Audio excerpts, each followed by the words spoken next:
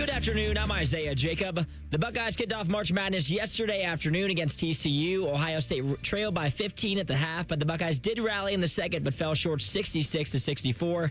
Coming up at 12:15, the 10-seed Santa Clara faces 7th seed Kentucky, and at 12:40, 12-seed Akron looks to upset 5th-seeded Texas Tech. More Ohio teams in action later today as Wright State takes on the 3-seed Virginia at 1:50, and Miami at 4:25 faces 6-seed Tennessee.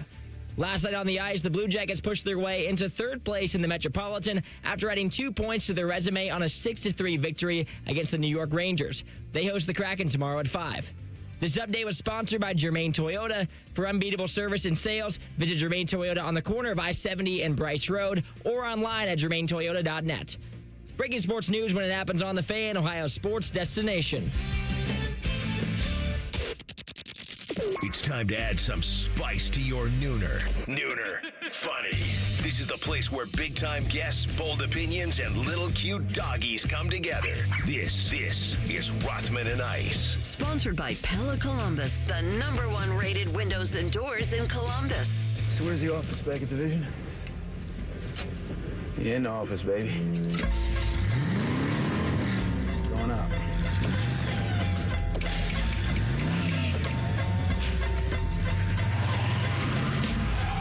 All right, and away we go. Rothman and Ice on a Friday into the opening weekend of March Madness. Anthony Rothman and my man, Joshua Perry. Good to see you, JP. How we doing? Outstanding, my man.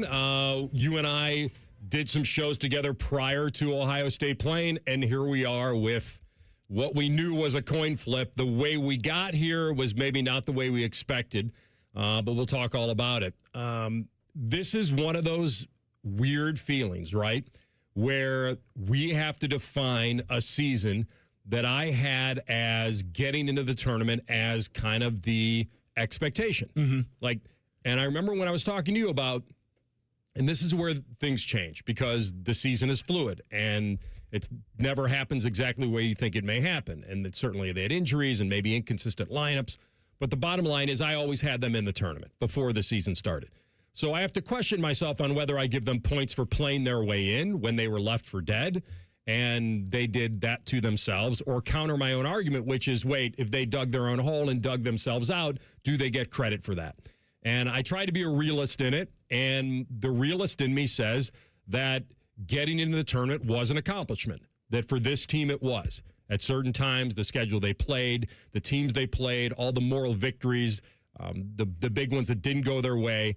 And then we found out a little bit about who they could be when they bounced back from the game at Iowa and then they won at Purdue. And we don't have to revisit it all.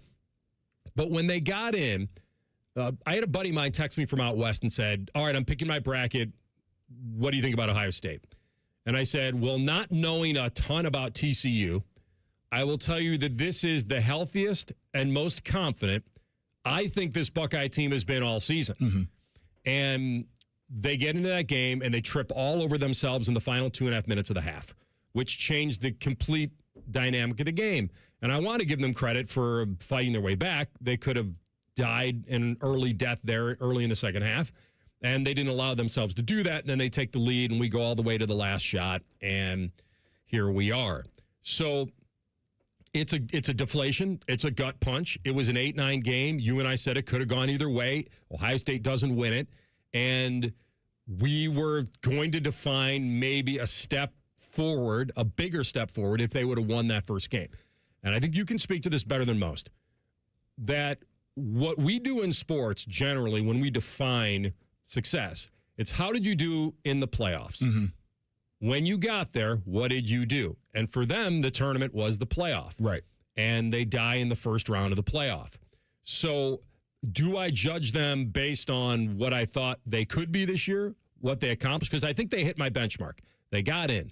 Winning a game, that's a crapshoot, especially when you're in an 8-9 game. But there is some sudden, in a ways, absurd disappointment. I don't know where people's expectations were. You and I were like, if they get a chance to have a heavyweight fight as a David versus Goliath against Duke, you and I would sign up for that all the time. Right. They don't get there. So do I define it? I'm defining it based on this was my expectation for them. They got in the tournament. They lost. I think the program from a momentum standpoint probably took a step forward, but I don't know how much. And now will they lean into, they got a taste of this, and they want a lot more. So it's one of the things that we talked about earlier in the week. I have a difficult time saying that the expectation is just getting in. Like, if you're in there, and especially if you have a matchup opponent where it's a coin flip, and then, the game obviously up and down, but you look by the end of the game and it didn't come down to, came down to a last shot, right? You had an opportunity there to win it. Like, for me, I once they were in, the expectation is you're in and you win a game, right? And the season at the start, I agree with you. It felt like this was a team that could break the drought. And through all the ups and downs, they put it together at the end of the year. I just struggle with the idea of, like, I'm going to feel fine that they were just there and that they had an opportunity at the end of the game to maybe make it to the next round. Like, I wanted to firmly see them, and I'm not saying, like, go out there and dominate the game, but, like, I wanted to see them advance. My expectation was this is an opportunity for you not just to get in, but to advance in the tournament. So I'm a little bit disappointed from that standpoint. I do think there are a lot of strides taken. I think the other thing that we talked about earlier in the week too is Jake Diebler is a guy who I feel like learned a lot this year, and you could see where maybe he made some mistakes and was like, I'm not going to do that again, or he figured out how to deal with injuries and work through that. He figured out, how to get this team playing better defensively. Like, a lot of concerns that were there at the beginning of the year, by the time they got to this point, I don't think were as big a concern. So they are in the right direction, but I'm never going to sit here and be like, well, they made it, and I'm fine with that. Like, it just felt like there was a little bit more that I desired to see once they got in, once we saw what the matchup was in the bracket. And that's where I'm a little bit disappointed today. I don't think you're allowed to be. What I'm trying to temper is that they were an 8 seed. Yeah. I mean, nobody expected them to make a Sweet 16 run. But I think if you told them that they had a matchup opponent, like, it's not like they're going out there and they got to play Houston, right? It's not like they're going out there and they got to play Arizona. Right, like, you're playing TCU. It's a matchup opponent. Like, I don't think anybody was out of control for feeling like this was an opportunity to get a tournament win. I thought that they were a team that was kind of coming into their own a little bit in the front court. I thought Tilly certainly wasn't strong enough against their athletes and their physicality, and he had been. They shot for crap. Yeah, like, they did. They're a jump shooting team that did not shoot. 6 for 23. In a 2-point game is not, I mean, when you think about it, there was a 15-point differential on threes alone. Yeah. They both shot the same amount of threes. TCU was more timely in their threes. We talked about it before the game, though, right? Like, that was one of the things that we said was a concern. If they go out there and it's kind of like, we're going to lay an egg on offense, what do you do? And it goes back to this idea of, well, they're playing a physical team who wants to turn you over all the different things, but like, defensively, they were able to get themselves back into that game after not playing very well on offense at all in the first half. So once again, like, there are bright spots, and it certainly felt like one thing that was their strength. If you took that away, I said the defense has not been that, but it can be. They had played better. To your point, the confidence, all that kind of stuff. So yeah, I mean, like, there's a million ways to be disappointed. I think people are allowed to feel that way. You gotta, I don't know, if you're the guys who are coming back and you're Diebler right now, like, don't let it happen again. I think that's got to be the mentality you take in the offseason. Yeah. It was a little surprising to me on when they retook the lead that they couldn't lean into it. But I say this a lot with the Buckeyes, and that people believe that when Ohio State loses a game, it's always 100% their doing, and the other team has nothing to do with it. Yeah. The last play of the game, in my gut, was, if I'm drawing that up, I'm probably drawing it up for Mobley. He's faster. If you're going to do a drive-by handoff like that with 4.3, I'm probably doing it with him. Right. Now, they positioned him to maybe get a pass because his range is pretty deep. I think that Jake probably miscalculated, and this isn't on the fact that TCU picked up Bruce in the backcourt. Sure. Because I've seen people put countless buzzer beater, shots on Twitter. And guess what? Most of those, the defense doesn't want to foul. Right. They're either up 1 and they can't foul. Right. They can't put a guy on the line. So they don't play really good defense. TCU actually picked him up and made him have to choose. And by the way, that's who they are as a team, TCU. Like, they played to who they were. Now, to your point, could you have picked maybe a Mobley for that specific play? Yes, but we as fans are always judging outcomes. So had they picked somebody else and missed a shot at the end of the game, everybody would be on Twitter like, why the hell didn't you give Bruce the ball? He's your best player. So I mean, unless the play was successful, I'm not exactly sure anybody was going to be happy with the execution or the design. And that's what we are as fans. Because we've seen some amazing final plays over the years where it's a baseball pass to half court and then a hook and lateral in basketball, and where a guy gets a stand-up, step-in 3 at the buzzer and makes it. Like, we've seen this. And when we see a heave and we have people like killing them for, is that the best shot you can get off in 4 seconds? It was if the opponent decides they're going to defend. Yes. The opponent decided they were going to defend in the backcourt.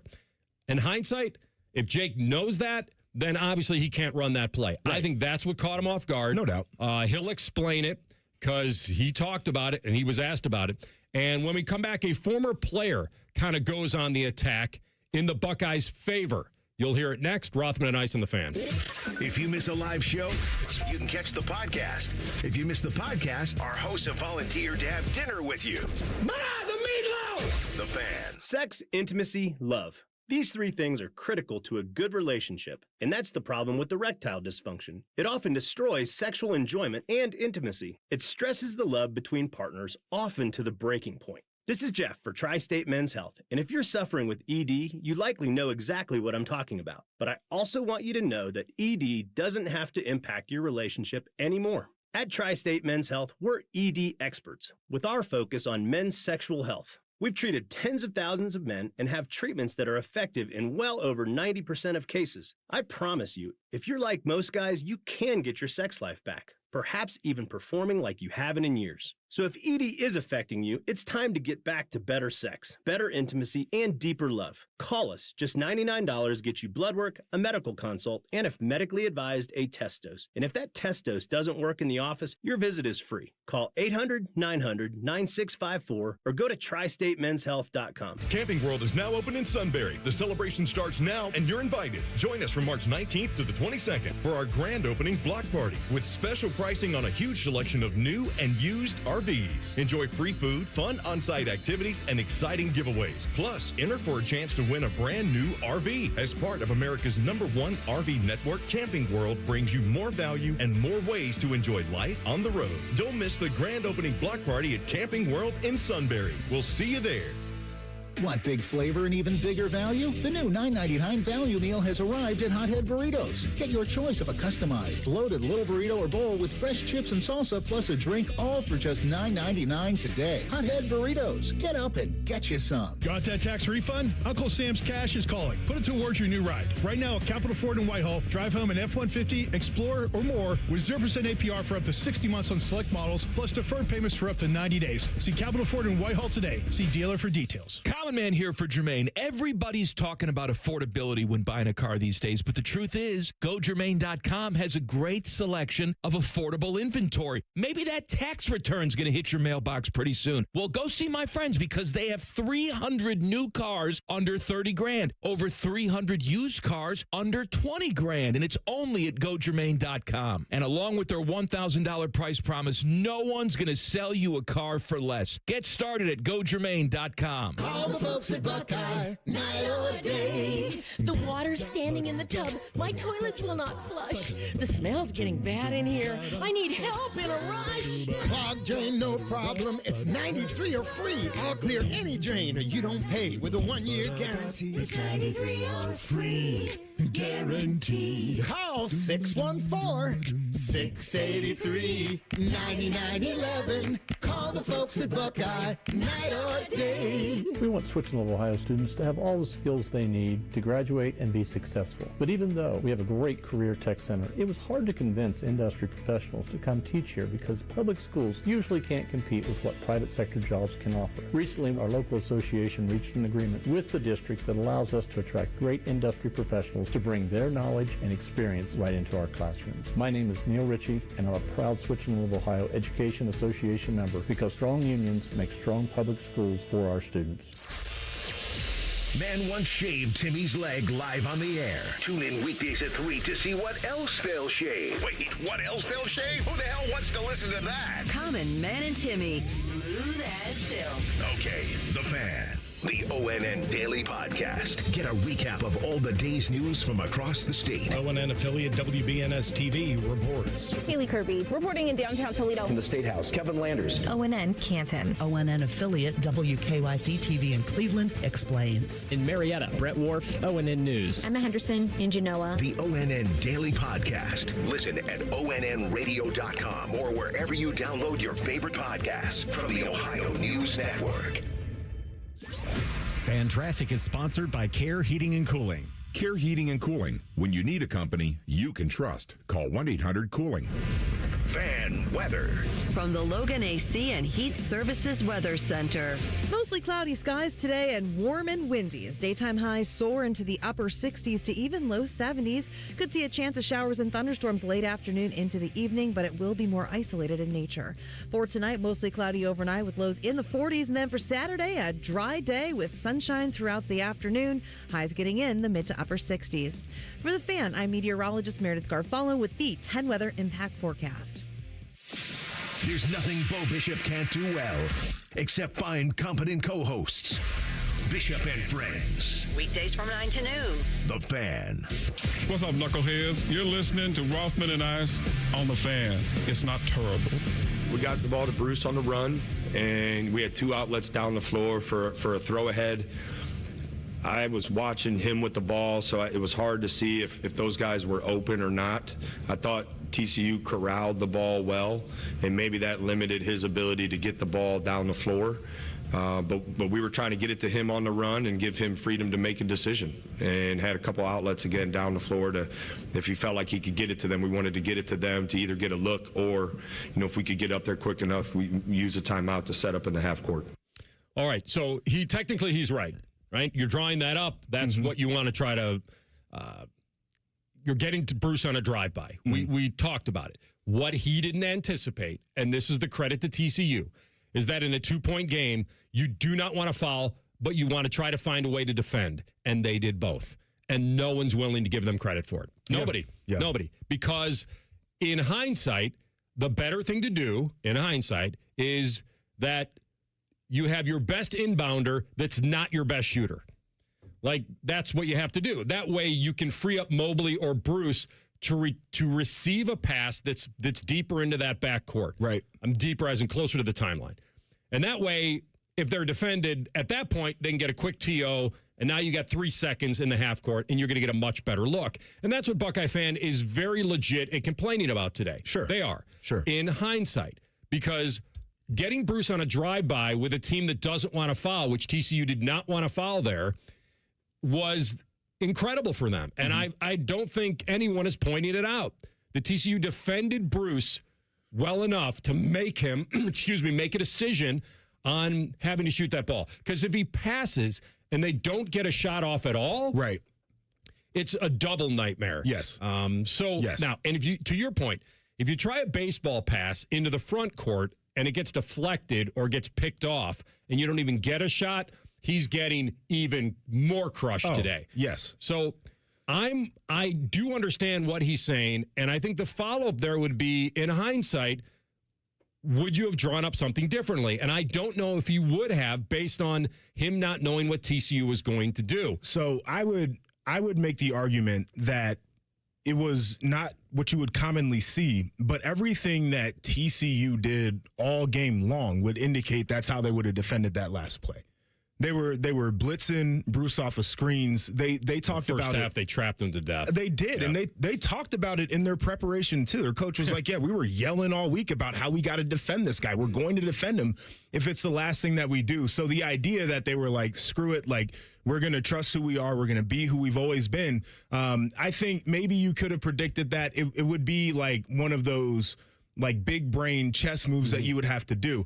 But once again, like, I'll go back to this. I'm fully of the belief, especially in the social media era, where every play, every play. We do it in football. We do it in basketball. We'll indicate, well, this guy was open here, and they could have made this move here, and we could have done this, and we could have done that. Unless you watch that ball drop through the bottom of the net, I think people were going to be pissed. They were going to be whining and moaning about whatever the play design was. And that's kind of the unfortunate part about this whole, like, last play, you get to draw it up. What are you going to do? It doesn't matter unless it goes in.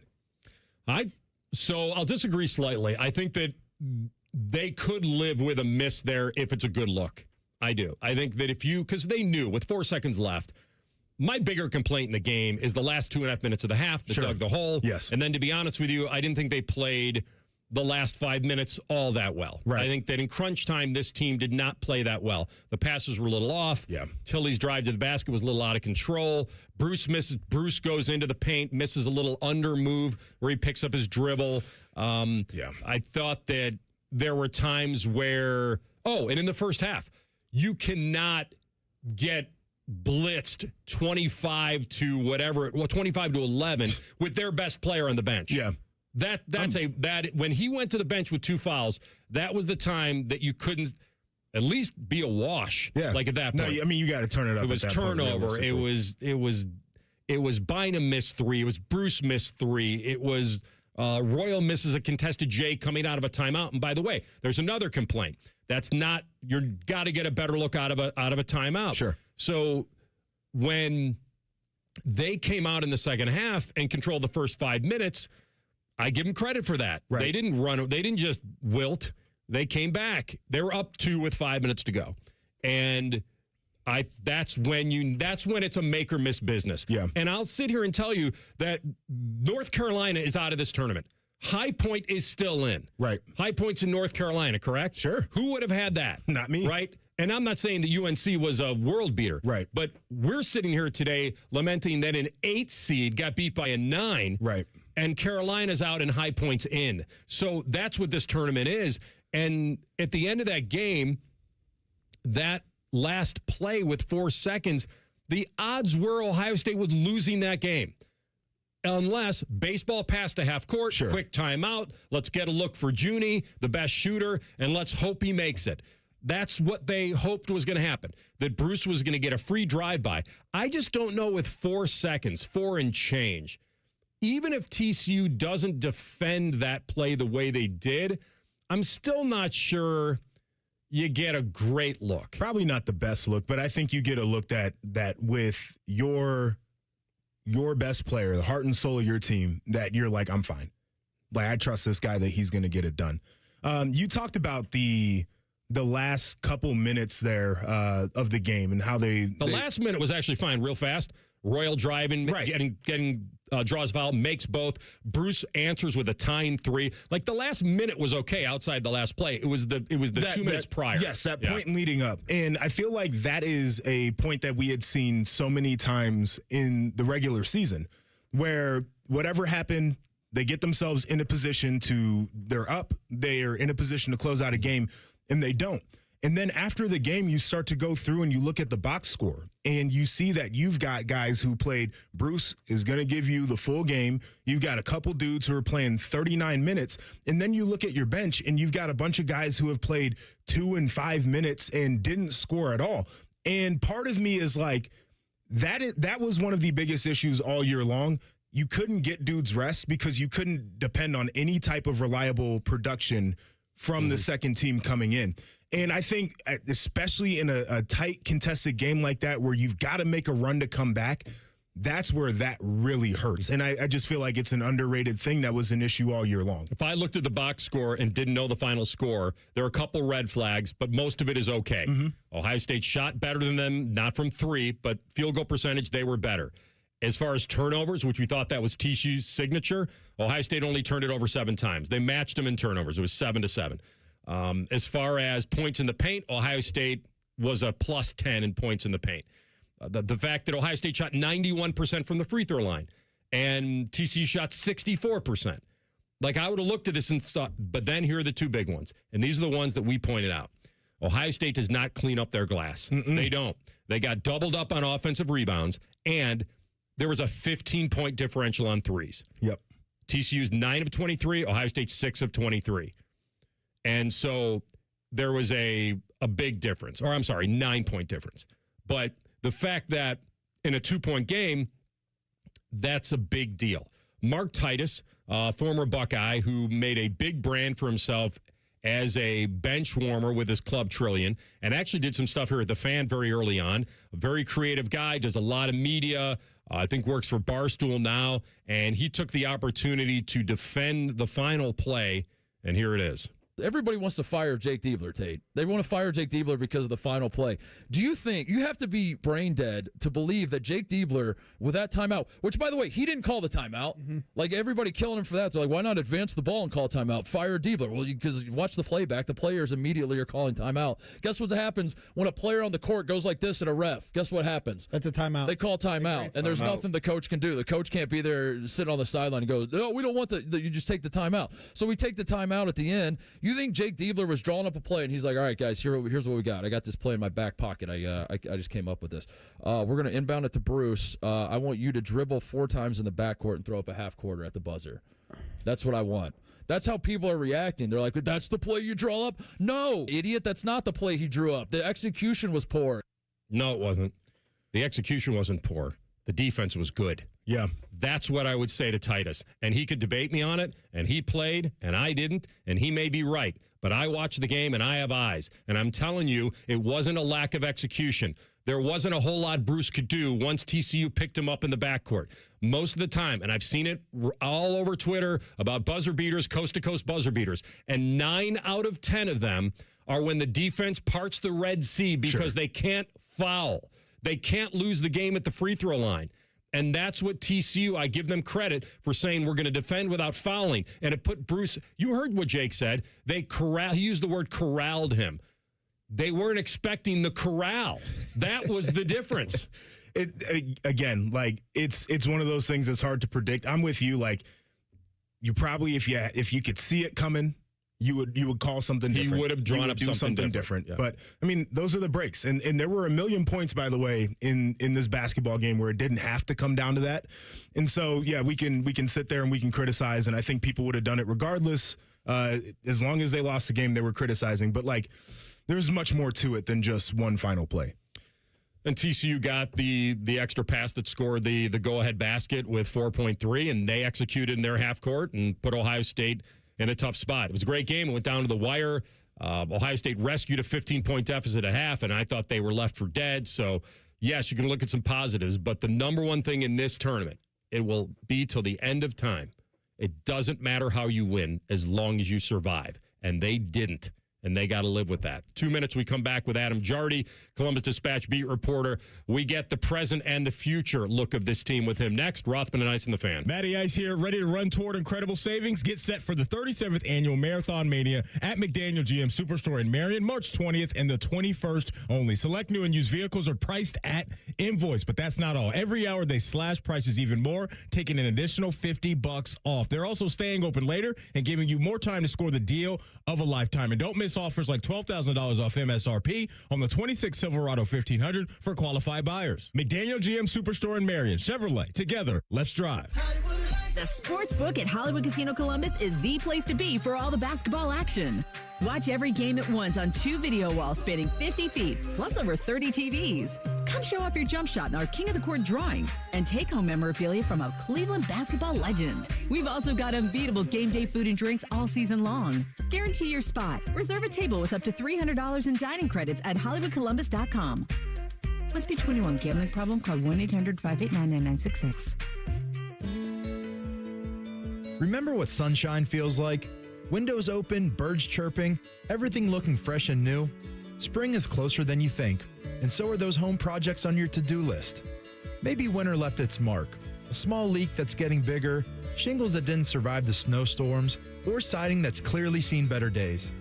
Whatever your home is facing, our team of professionals at Newman Roofing are here to help. For more than 34 years, Newman Roofing has been helping homeowners protect what matters most. From your first phone call, you'll notice the difference. Passionate and committed people who care about doing the job right. And with over 1,000 five-star Google reviews, you don't have to take our word for it. If your roof, siding, or gutters need attention, call the family company you can trust, Newman Roofing. Call Newman Roofing today at 614-NEW-ROOF or visit online at newmanroofing.com. Don't just get a new roof this spring, get a Newman roof. Rothman and Ice is sponsored by your local Pella Window and Door showroom on Gemini Parkway. The Fan, Ohio sports destination. You're listening to Rothman and Ice on 97.1 The Fan. The chance we may have Al on next week, TLC. Adam Jardy, Ohio State men's basketball beat writer for the Columbus Dispatch. Nice enough to join us for a few minutes now. Adam, good to have you, my man. Let's talk about the final play before we kind of go back and talk about the season and then the future. So here's where I would criticize them.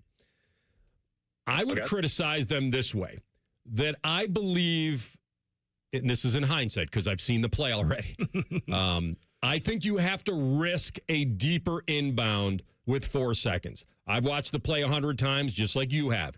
When Tilly hands back to Bruce, he's a half a step over the baseline. So he's got 4 seconds now. And the way TCU defended him, it was more than just token pressure. It was like they made sure that he had a problem getting that ball up the court, which was great. And maybe that's what Jake didn't anticipate was going to happen. They thought maybe get a free drive-by into the front court. Maybe the TCU would retreat. But where are you on the actual drawn-up inbound play? Should they have risked a deeper pass to either give them an option for a timeout and a better look, or you'd have the ball obviously advanced up the court a lot faster? I mean, yeah, I think anything you could do to get you a little bit more momentum and a little bit more time probably would have been helpful. It is what they ended up getting is something that they have practiced extensively, and it's something that they ran a similar play like that against Nebraska, if I'm right. And they have a couple different reads and a couple different options there, but ultimately, they didn't execute it super well. TCU played more aggressive defense than what they historically have. TCU, as far as I can tell, is not a team that they're not going to foul up 3. They're going to play it out. They don't generally play super high pressure like that in those types of situations. And so I think based on what Ohio State has practiced all season, and that is a situation, my understanding is they've worked on that every game, something they go over a lot. It didn't go according to plan. TCU played differently than what they were expecting, and you end up with a half-court shot that didn't have a high degree of confidence that it was going to go in. So as you look at the exit in the tournament in the big picture, I know there are a lot of people who are like, this has got to be the year where they break the drought. And then you get in, you feel pretty good about it in the lead up. After watching the result, what do you think a reasonable reaction is for people? Because I think Buckeye Nation is kind of torn on, are you satisfied with where they made it and how they closed out the year, or should you feel bad that there was maybe a little bit left on the table? I think this is a step in the right direction. I think, if we can go back to some of the conversations we all had 3 weeks ago about how they just lost at Iowa and where is this thing headed and what are they doing? This team galvanized at the most important time of the year. It played its best, most consistent basketball for the most important time of the season. And I think you come out of this year and you say, man, a team that was as banged up and injured as they've been, and a team that, had to find a way to get into the NCAA tournament, they did that. And they come up ultimately 2 points short against, a really difficult matchup for them. But I think I come out of this thinking to myself that they've got a lot. They took a step forward. This isn't where Ohio State basketball wants to always be. You don't just want to make the tournament, bow out in the first round. But certainly when you're talking about a 3-year drought leading into this and, a season that looked like it could go one of two ways just a couple weeks ago, to get here and to have this kind of experience, I think is, again, it's a step in the right direction. I think overall, successful season given where they were starting. All right, so let's talk about that because before the season, knowing they had Royal and Junie and Bruce coming back for the core and they were trying to fit pieces in around it, and they thought they had built some pretty good chemistry. I thought making the tournament was certainly the minimum expectation of this team. They did that. I agree with you. We look at it situationally because they had to play their way back in, so I give him credit for that. And plus, he didn't have a full roster for a lot of the time. It was really haphazard, whether Royal was out or Tilly was out. But you tell me about where you had them before the season, and did they meet those expectations for you? Yeah, I mean, I think I had them 7th in my preseason media poll, and they finished 8th. I mean, my expectation was they'd get in the tournament and see what happens from there. I think that this was generally where I thought the season was going to go. I mean, if they played their way with 17, go back and say, all right, we were on a tin can there. We stretched it as far as we could. All right, we'll ring him back up. I think that's the issue here. You either look at it big picture wise and think that they didn't actually fall below. We got Adam back. That they didn't actually fall below a lot of people's expectations. When you get in, Adam, it feels like, especially when you're in the 8-9 game, that I guess the goalposts move a little bit, but it was also kind of the way they lost, right? Digging themselves the 15-point hole and then coming back. It was quite an emotional roller coaster for a lot of people that follow this team. Yeah, you're absolutely right. There's a lot to unpack, I think, the way that the season went. And certainly, you don't want to dig a 15-point hole playing a tough team like that, like they did against TCU. But, I do think, like, this game in a way was sort of a microcosm of what this season was, where, like... Look at that. Stretched it. Yeah, we got. I wouldn't ride that out anymore. That's a difficult one. All right, we'll see if he can't get. I don't know where he is or what's going on there, but it sounds to me, and I'd love to get him back because I really want to see about the future of this thing and guys coming back and all that. Because I think what he said, and I agree, that when you have a team and some couple of young guys coming back, that a taste of this and getting in makes you motivated to not ever not be there. Yeah. I mean, this is a big deal. They had a whole week. They were part of the tournament. And like I said, there'll be better teams that'll lose. There'll be better teams that'll be upset in this. No doubt. You are defined in this sport, right or wrong, by what you do in March. Mm-hmm. And you know that. That's what you sign up for. And that's why the body of work in the regular season to play your way into hopefully a better matchup is the motivation. It's not really just getting in. The taste of what they should have is getting off that 8 line and trying to get into a game. Now, we've seen 1,000,000 12s beat 5s over the year. Right. So that's what this tournament is. So, listen, like I said, this isn't going to be the biggest upset of the tournament. And we almost saw Siena beat Duke. Right. So, by the way, which would have been a big kick in the crotch would have been if Siena would have beaten Duke. Just waiting and there now for you're you. Sitting there, and the next game would have been against Siena. I thought about that a little bit yesterday. I mean, I'm with you. It's the future aspect of this certainly does intrigue me because I think if you're wired the right way as an athlete, there is a foul taste in your mouth. I also think if you're wired the right way as an athlete, you can look back at about 100 different points during the season. And you're like, if we do this one thing, if we do these couple things, our record's totally different. We're looking at different seeding. We feel like a different team. And so I think those guys have to lean into that. And there's a lot of honesty in an offseason that comes with that. But I think honesty is a great thing for a team in this spot because not everything was bad. It was a lot of up and down and a lot of variance and a lot of ways to get better. This came down to one shot. And TCU made it. They made an extra pass in the half court. They got in really underneath the basket. You don't expect them to miss that. And Ohio State was sitting there with 4 seconds to try to rescue their season. If for some reason they hit that shot and they become a March Madness miracle, then everything that happened before that wouldn't have mattered. Yeah, you don't care. Nobody would have felt like Jake drew up a bad play. Right. Now, I'm a realist, and I go to the odds of him hitting that half court were very slim. But if he makes it, and we've seen him before, there's not one person saying, maybe they're saying it's lucky, that's okay. I don't know. But they're not looking at it as... He trusted his guy. He gave his guy the ball in the last seconds of the game, and he let him... He trusted his guy. That's what people are going to say. That's what fans do. Here's the other thing. You talked about this earlier.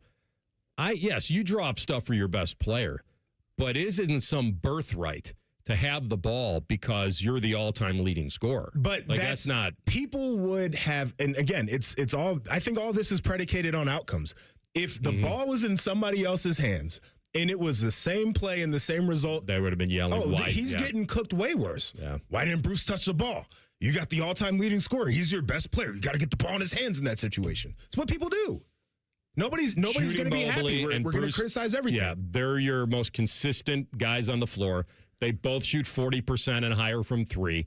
I really didn't have either problem with either one taking that shot, and it was just a matter of, with 4 seconds, there was a handoff that was as deep in the backcourt as you could possibly get. That was really the issue, like the biggest issue in terms of if you're going to run that.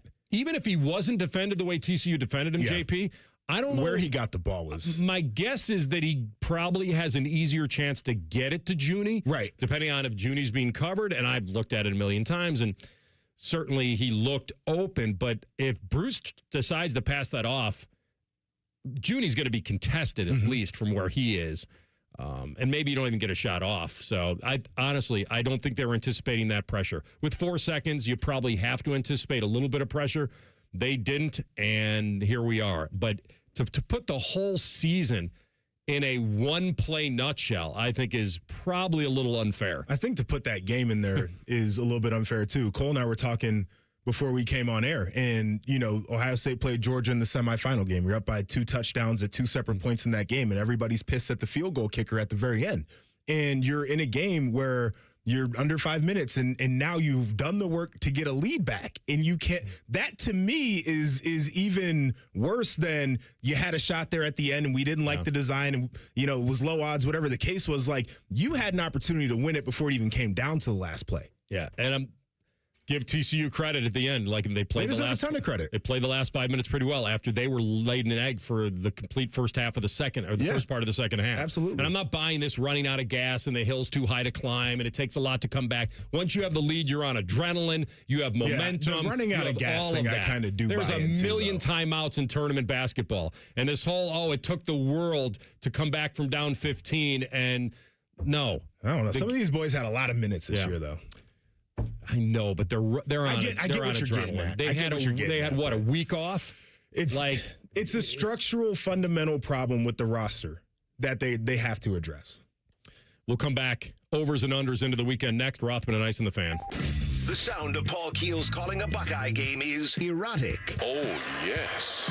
Your home of the Buckeyes, the Fan, Ohio sports destination. Hey, what's up? It's T-Bone. Tired of snoring? Dr. Mark Levy can help with a custom mouthpiece that opens your airway and stops the snoring. No mask, no noise. Call 1-800-MORE-SLEEP or visit sleepbettercolumbus.com today. Stop snoring. Sleep better. Live better. Hey, what's up? It's T-Bone. Spring cleaning is a thing that happens in the spring. Go figure, it's in the name. But as you're getting rid of some stuff in your house that you no longer need, doesn't work right, or you never should have had in the first place, why don't you add your windows to that list? Yeah, your windows may have bad insulation. That's why they let in the cold air in the winter and the warm air in the summer. Makes your home less energy efficient. It's costing you money every single month. With Window Nation, you get high-quality, energy-efficient products at a great price. All of Window Nation's products are backed by a lifetime warranty, and right now is a great time to upgrade. The more you buy, the more you save in March. Up to 50% off all window styles from Window Nation. Plus, there's great financing options, including $0 down, 0% interest for 60 months, and payments as little as $199 a month. The first step is getting a consultation with Window Nation so they can find the problem areas in your house. I'm going to guess they're near the windows. So schedule that consultation for free today at windownation.com. Once again, that's windownation.com. The madness is on and the deals are going full court at Germain Toyota of Columbus. Drive home the Powerhouse 2026 Tundra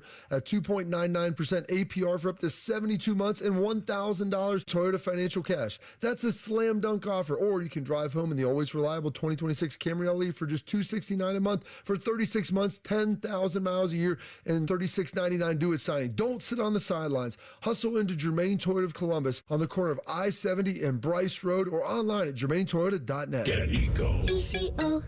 Hey, Jerry, you know how we remind people not to be a sump pump grump this time of year?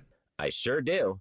If people's sump pumps aren't pumpy, they sure can get grumpy. And down in the dumpy. But our $89 sump pump inspection can replace all that sump pump grumpiness with happiness. Even if it doesn't rhyme. Get eco. Our expert sump pump plumbers will make sure your sump pump is working to spec and ready to pump. We'll even do a camera inspection of your downspout drainage system to make sure there aren't any backups causing problems down the line. And turn your sump pump grump into a flow-it-all, know-it-all. Get eco. Jerry, I'm starting to think not everything we do has to rhyme. But rhymes help people remember things they like, Aaron. I mean, you like hokey pokey, don't you? I do like the hokey pokey. Get Eco. ECO. Eco plumbers, electricians, and sump pump technicians. Hey, it's T-Bone again. Listen up. Sleep apnea doesn't have to rule your nights. Dr. Mark Levy's been treating snoring and sleep apnea for over 15 years with proven results. And now he has an office in Marysville. Call 1-800-MORE-SLEEP or go to sleepbettercolumbus.com. Stop snoring, sleep better, live better. Can't get enough of your favorite fan content? Good news. We're on all the digitals. Follow 971 The Fan on X, Facebook, YouTube, The Talk, and Gram. Your digital home for endless shenanigans. The Fan. I'm Ultima Morgan. Morgan & Morgan isn't just an injury firm. It's our family's life work. It's my husband, it's my sons, it's me. When we take a case, we see a family just like ours. $30 billion recovered is something I'm proud of. But what I'm really proud of are the families we stood beside. It's an honor to fight for you when you need our support the most. Morgan & Morgan, for the people and your family. Morgan & Morgan, Ohio office located at 600 Vine Street, Cincinnati. Prior results do not guarantee a similar outcome. Hey, Columbus, big news. For a limited time, get Uber One free for a full year so you can save on food and rides. That's a $96 value on us. Just use code Columbus. Get 1 year of $0 delivery fees, 10% off eligible food and grocery orders, and up to 6% Uber One credits on rides. Sign up for this limited time offer today using code Columbus and save big with Uber One. Offer valid through 3/31/26. Savings and $0 delivery fee on eligible orders and rides only. Fees and terms apply. See app for details. The Fan Poll is sponsored by JT's Pizza and Pub, home of award-winning pizza and 32-ounce Yingling drafts for only $4. Rothman and Ice presents Overs and Unders. Sponsored by the Roofing Guys. For all your roofing, siding, and gutter needs, contact the Roofing Guys at theroofingguys.com. All right, we'll give you some tournament updates, top of the hour, but TLC has our overs and unders into the weekend, my man. Start it here. What's the longest flight you've ever taken? Over, under 6.5 hours? Under. I've never been to like Europe or anything. I haven't taken a trip to Hawaii, so the farthest I've gone is probably from New York to Vegas. This is the longest trip. I was lucky enough to be able to go overseas, so I guarantee it's longer than that. It was just so long ago, I don't remember. I don't know how long. How long is the flight from? Was it so Chicago long ago that they had like the real nice accommodations and real snacks on the plane? Was it that long ago? It might have been so long ago that maybe they allowed smoking. I'm not sure. Would you like to be in the smoking section the or the Age of America? non-smoking section? We're in a tube. Where is the smoke? Is someone going to open a window? Can you crack a window? I'll never forget that. I'm old enough to where my dad would you want to be in the front and no smoking? I assume in most planes when they allowed smoking, it was in the back half, right? Smoking was in the back half of the plane. Just travel throughout the entire Of course it's got to recirculate. That was it. It was just they weren't that schooled on secondhand smoke at the time. I think we had a conversation You're flying in a tube on one of the Sunday shows about smoking in non-smoking restaurants. When I was a kid, you go into the restaurant and they'd be like smoking or non-smoking. They got the ashtrays there in different world. Kids nowadays couldn't even conceptualize that. I've only seen it once in my life. I was watching one of my favorite movies. I don't know what year it came out. I was watching Groundhog Day with Bill Murray. It came out in 1993. In 1993, he goes into the restaurant where his brother, Brian, played by Brian Doyle Murray, is choking on a piece of steak. And he performs the Heimlich because, every day is the same. So he knows exactly when this is going to happen. So he goes in there and he Heimlichs his brother, spits the piece of meat out. If you're going to eat a cow, get some sharper teeth. And he turns and there's this attractive woman pulling a cigarette out of her purse and he lights it for her and leaves. And so think of that dynamic. He just did the Heimlich on someone who was choking, and someone right behind him is ready to light up a cigarette. It's a different world. But yeah, so I must have been on a flight. I don't know how long a flight is from Chicago to London, but I'm sure it's London. I could be wrong, but maybe it's longer than 6. Yeah, it feels like a 7-hour flight, maybe. We'll give you an over on that. All right, we'll take an over. What will be the best seed to lose a game today? The best seed yesterday was a 5 seed in Wisconsin losing to High Point. So I'm putting the over-under at 5.5. So you're saying the highest, so if it's a 5 or higher, meaning better, like a 5, 4, 3, 2, 1? That would technically be an under. So you're going off the number of the seed next to the name. So Wisconsin being a 5 seed would have been under 5.5 yesterday. So here are the teams that would be included if you're just doing today. Texas Tech is a 5. They're playing Akron right now. Arizona, Virginia, Iowa State, Bama, St. John's, Purdue, Florida, Kansas, UConn. Those are all the teams that would be in that criteria. And you're saying the over-under would be 1.5? Is that what you said? So 5.5, right? Yeah, of the seed. Of the seed. Yeah, the seed. So those are all the teams that would be that would cause an under, I guess. I'm going to take the under. I got confused. I think there's going to be a nice little upset. Now I'm confused. I'm the one who made the question. So, yeah, you're saying one of the teams that he just listed. Yeah, I think one will go down. I don't know who. All he needs one. I'm going to root for one. I don't care. Man, my head says no, but we know it. I always would prefer playing on day 2. This is a weird philosophy. I'd have to look this up to see if there are more crazy upsets on day 2 than day 1. 3-day weekends? This was, Joshua, tell me what you think of this.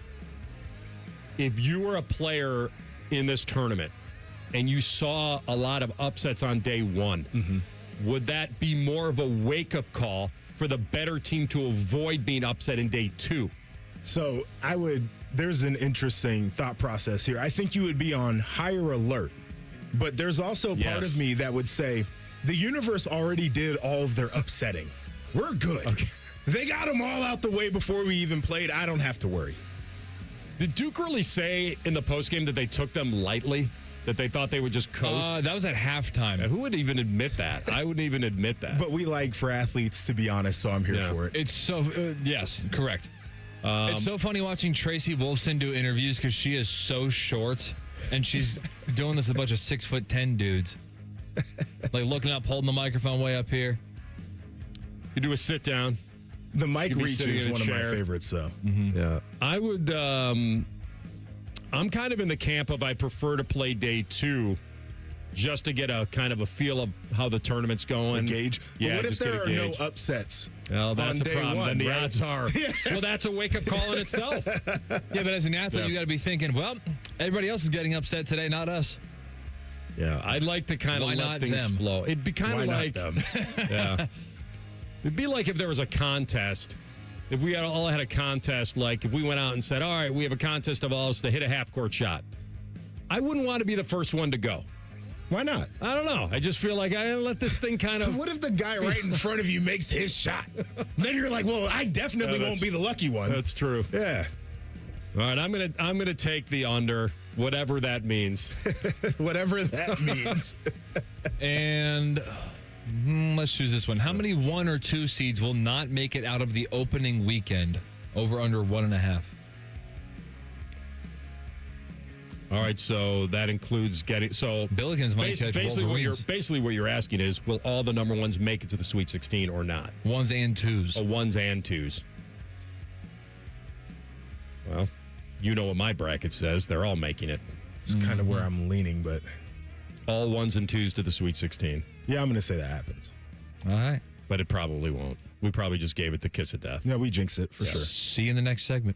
We will, yes. We're going to come up at the top of the hour. We'll give you an update on all the tournaments, set the games for you, and come back with how madness never disappoints. It might be the best playoff in sports. Rothman and Ice in the Fan. 1, 2, 3. Here in the Fan is always football o'clock. Proud to be your home of the Buckeyes, Browns, and all the NFL games you can handle. The Fan. Fall is a season of change, and Hinderer Motor Company is turning over a new leaf with big savings. This is Justin Hinderer. Right now, any one of our participating locations is paying up to $3,500 over Kelley Blue Book value. That's right. Drive in your current vehicle and leave with one of ours today. Don't wait. The leaves are falling and so are the prices. At Hinderer Motor Company, we love what moves you. Remember your first football game, the sound of the crowd, the smell of the grill, the moment you fell in love with the game. This spring break, pass that moment on. At the Pro Football Hall of Fame in Canton, families walk through the greatest moments in football history and create new memories of their own. See the legends, experience the history, share the game you love. Make the Hall of Fame part of your spring break road trip. Plan your visit today at ProFootballHof.com. Hothead Burritos' new Abrazo Fish Taco is in season. Wild-caught Alaskan pollock, creamy queso, zesty Southwest sauce, and cool avocado lime. Catch your new Abrazo Fish Taco now for a limited time at Hothead Burritos. Get up and get you some. Columbus drivers, there's a new Ford service team in town, and we're ready to earn your business. At the Capital Ford of Columbus Service Department, we believe service should be easy. That's why we can come to you. Need an oil change, battery, recall, or routine maintenance? Our mobile service team brings a certified Ford service technician right to your home or workplace. No waiting rooms, no wasted time. And when you do visit us, you'll see what makes a new dealership different. We work harder to show we care. Call or schedule online today with Capital Ford in Whitehall. 614-300-6657. Common Man here for Universal Windows Direct. If you've opened that energy bill lately and thought there's got to be a better way, there is. Drafty, outdated windows can drain your wallet month after month, letting warm air escape in the winter, cool air leak out in the summer, and forcing your HVAC system to work overtime. Call my guys at Universal Windows Direct. They'll take care of you. Buy 2 windows, you get 2 free, and there's no limits. Plus, 24 months with no payments and no interest. Call 614-502-5220, universalwindowsdirect.com. Hey, John, why so glum? I just got let go. The company's downsizing. This is the 3rd time in the last 2 years. I'm done with this. Have you thought about My Computer Career? I've heard they can train you for a career in IT in just a few months, including cybersecurity and the basics of AI. And you don't need prior training or experience. Now that's a recession-resistant career. Wow, thanks. I'll check them out. Go to mycomputercareer.edu and take the free career evaluation. Mycomputercareer.edu, an Elite CompTIA certification partner. Financial aid is available to those who qualify, including VA benefits. Wesley Financial Group is not a law firm, and Chuck McDowell definitely not an attorney. This is Chuck. If someone talked you into buying something really silly and you want to get out of that silly little thing, my advice, get the facts. Call me and I'll send you our timeshare exit kit absolutely free. Inside, you'll learn how timeshare works and all your options for cancellation. Call Wesley now for your free exit information kit. 800-791-0000. That's 800-791-0000. A noisy garage door is a cry for help. Hi, I'm Tommy Mello, owner of Don's Garage Door Service. Most repairs are simple, but if left untreated, they can turn into costly repairs. Your garage door works hard every day, and a little maintenance goes a long way. We fix garage doors fast with quality parts designed to last a lifetime. Over 90,000 5-star reviews don't happen by accident. They happen by putting people first. Fixing your garage doors is what we do. From repairs to upgrades, call Don's Garage Door Service today. Common Man here for Jermaine. Everybody's talking about affordability when buying a car these days, but the truth is, GoJermaine.com has a great selection of affordable inventory. Maybe that tax return's going to hit your mailbox pretty soon. Well, go see my friends because they have 300 new cars under 30 grand, over 300 used cars under 20 grand, and it's only at GoJermaine.com. And along with their $1,000 price promise, no one's going to sell you a car for less. Get started at GoJermaine.com. Spring is hatching at the Columbus Zoo. Join us April 3rd and 4th for Eggs, Paws, and Claws. Snap a pic with the Easter Bunny, meet Egbert, roll into Shelly's Shellebration, and crack the clues in the Explore and Find. It's 2 extra fun days you won't want to miss. Get your discounted tickets at Kroger. I love Right Pack Credit Union because they're solution driven. I feel valued as a member. They're focused on the latest technology and the personal connections. Experience benefits that go beyond banking with Right Pack Credit Union. Just ask our actual members. I definitely recommend Right Pack to all my family and friends as a credit union of choice. Visit one of our Columbus area Right Pack Credit Union member centers near you. Based on individual members' experiences, results may vary. Broadcasting live from the McDaniel GM Superstore Studios. Driving excellence since 1916. Chevrolet. Together, let's drive. WBNS HD1 Columbus. Good afternoon, I'm Isaiah Jacob. Some games already underway as 10 seed Santa Clara and 7th seed Kentucky are underway. Right now, Santa Clara tied with Kentucky 29-29, a little under 2 minutes in the first half. Akron is trying to upset 5th seed Texas Tech. Right now, with 9 minutes left in the first, Texas Tech is leading 24-17. More Ohio teams in action later today as Wright State takes on the 3 seed Virginia coming up at 1:50. In Miami at 4:25 faces 6 seed Tennessee. The NCAA tournament is also underway for women's hoops today. The Buckeyes are a 3 seed taking on Howard tomorrow morning at 11:30. This update was sponsored by High Bank Distillery Co., locally inspired dishes and award-winning cocktails. Visit highbankco.com to make your reservation. Dine, drink, distill at High Bank. Breaking sports news when it happens on The Fan, Ohio sports destination. Like trying to snap a picture of Bigfoot. Nobody has ever witnessed Maddie eating a carb. This is Rothman and Ice. All right, March Madness never disappoints. That's the beauty of the tournament. And maybe some people would say it disappoints if there are no upsets. Like last year, we had all 4 number ones. But for the same people who say that are the same people that cry that when there's a Cinderella in there and now they know it's a foregone conclusion that Cinderella won't win. Listen, we've had moments where Cinderellas, I love it. There are some people that don't. I think that's the beauty of this. It's the body of work allows you to get a seed that presumably gives you a better matchup. Mm-hmm. And that's your advantage. Your advantage is playing the season to get yourself a better seed so you have a much better chance. And then if your bracket gets busted somewhere in the middle of it, then your bracket even opens up even more. I remember I'd have to go back to last time the Big Ten won this tournament. Was it 2000 with Michigan State, TLC? Or am I missing somebody recently, right? Jumping to mind, that sounds right. I think that's right. 26 years. Yeah. Wouldn't be surprised if I'm overlooking something, but they got a great shot this year, right? Michigan's a 1, Purdue's a 2. Mm-hmm. And so did Kaminsky win it with Wisconsin? Boy, why can't I, for some reason, I'm being careful that there may have been a Big Ten team that snuck in there in the last 10 years. Duke, no, they may have beat Kentucky in the Final Four, and then Duke may have beaten them. Working off memory.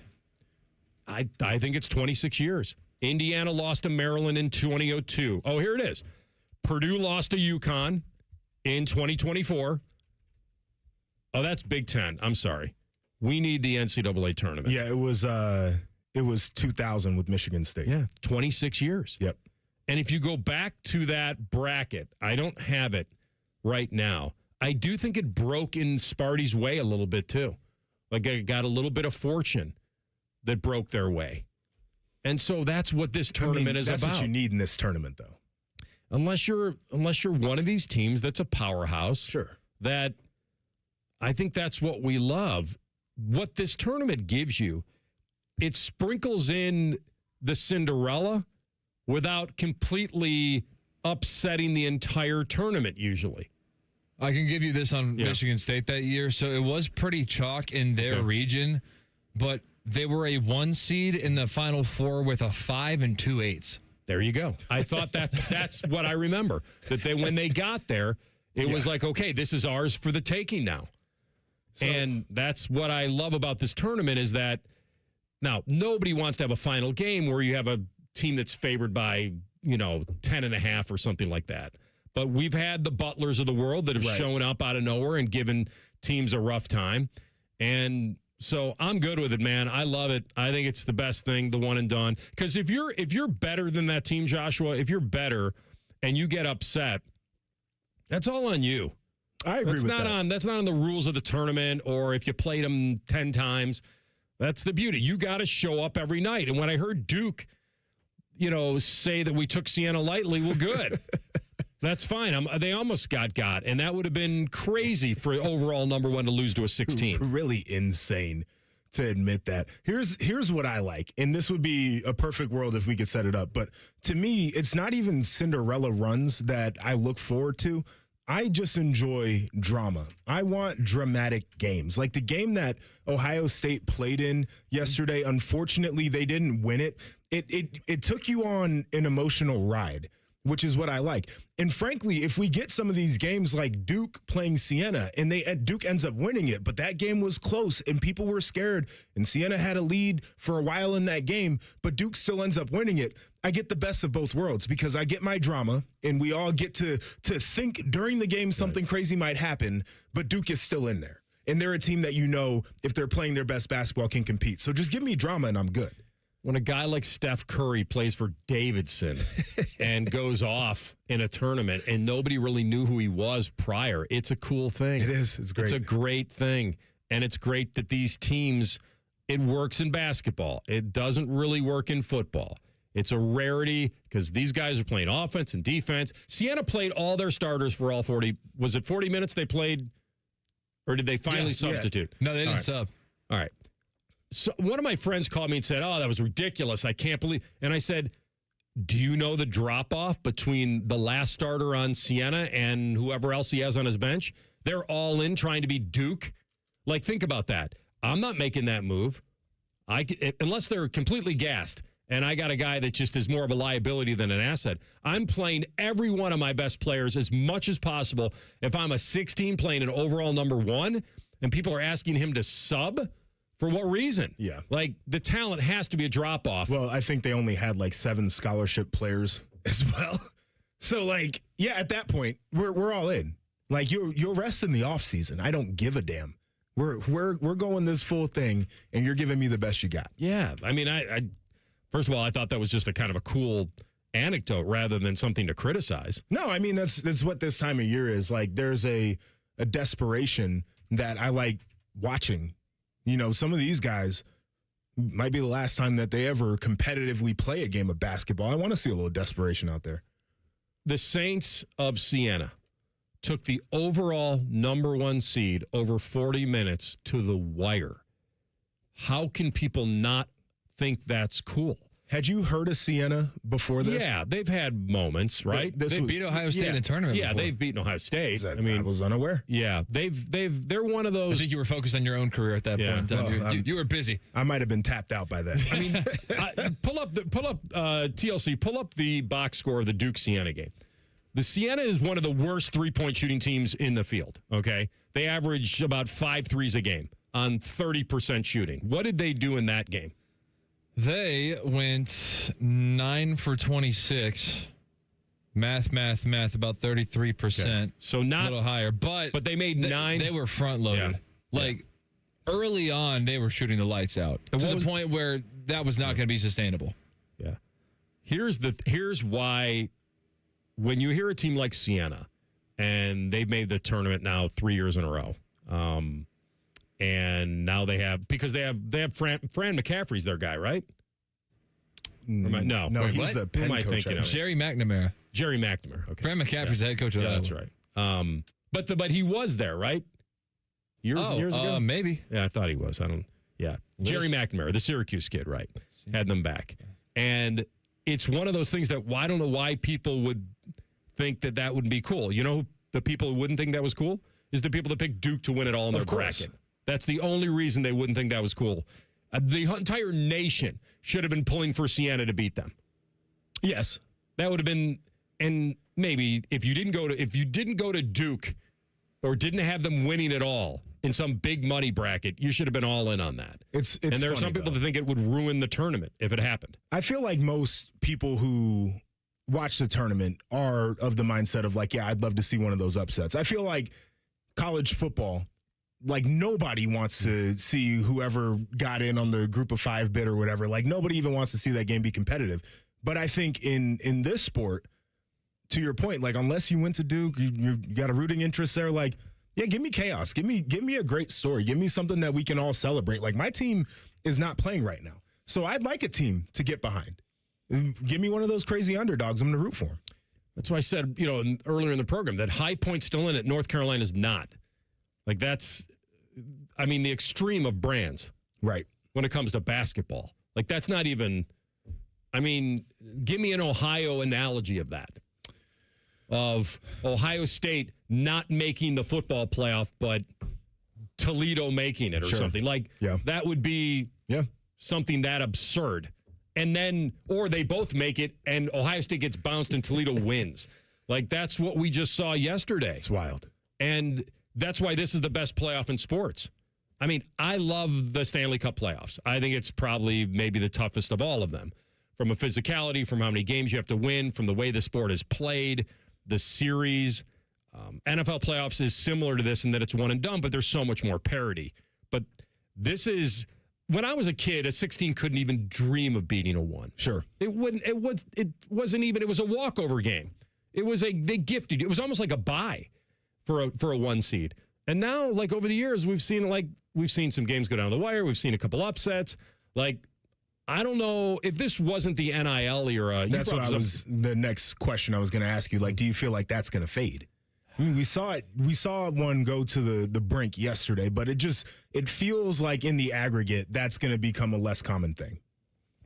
I said this to Maddie, I don't know, maybe a few years ago when we were talking about NIL, and I said, when do you think college basketball, where a guy, outside of a quarterback in football, basketball, a guy playing both ways, a dominant player, when will a school decide, hey, we've got a certain amount of money we're going to spend on basketball, we're going to do it mostly on the players. We're going to go a little cheaper on the coach, not going to have a $5-6 million a year coach, and we're going to pour all our money into the players. And I feel like, in a way, that wasn't going to be a bad model.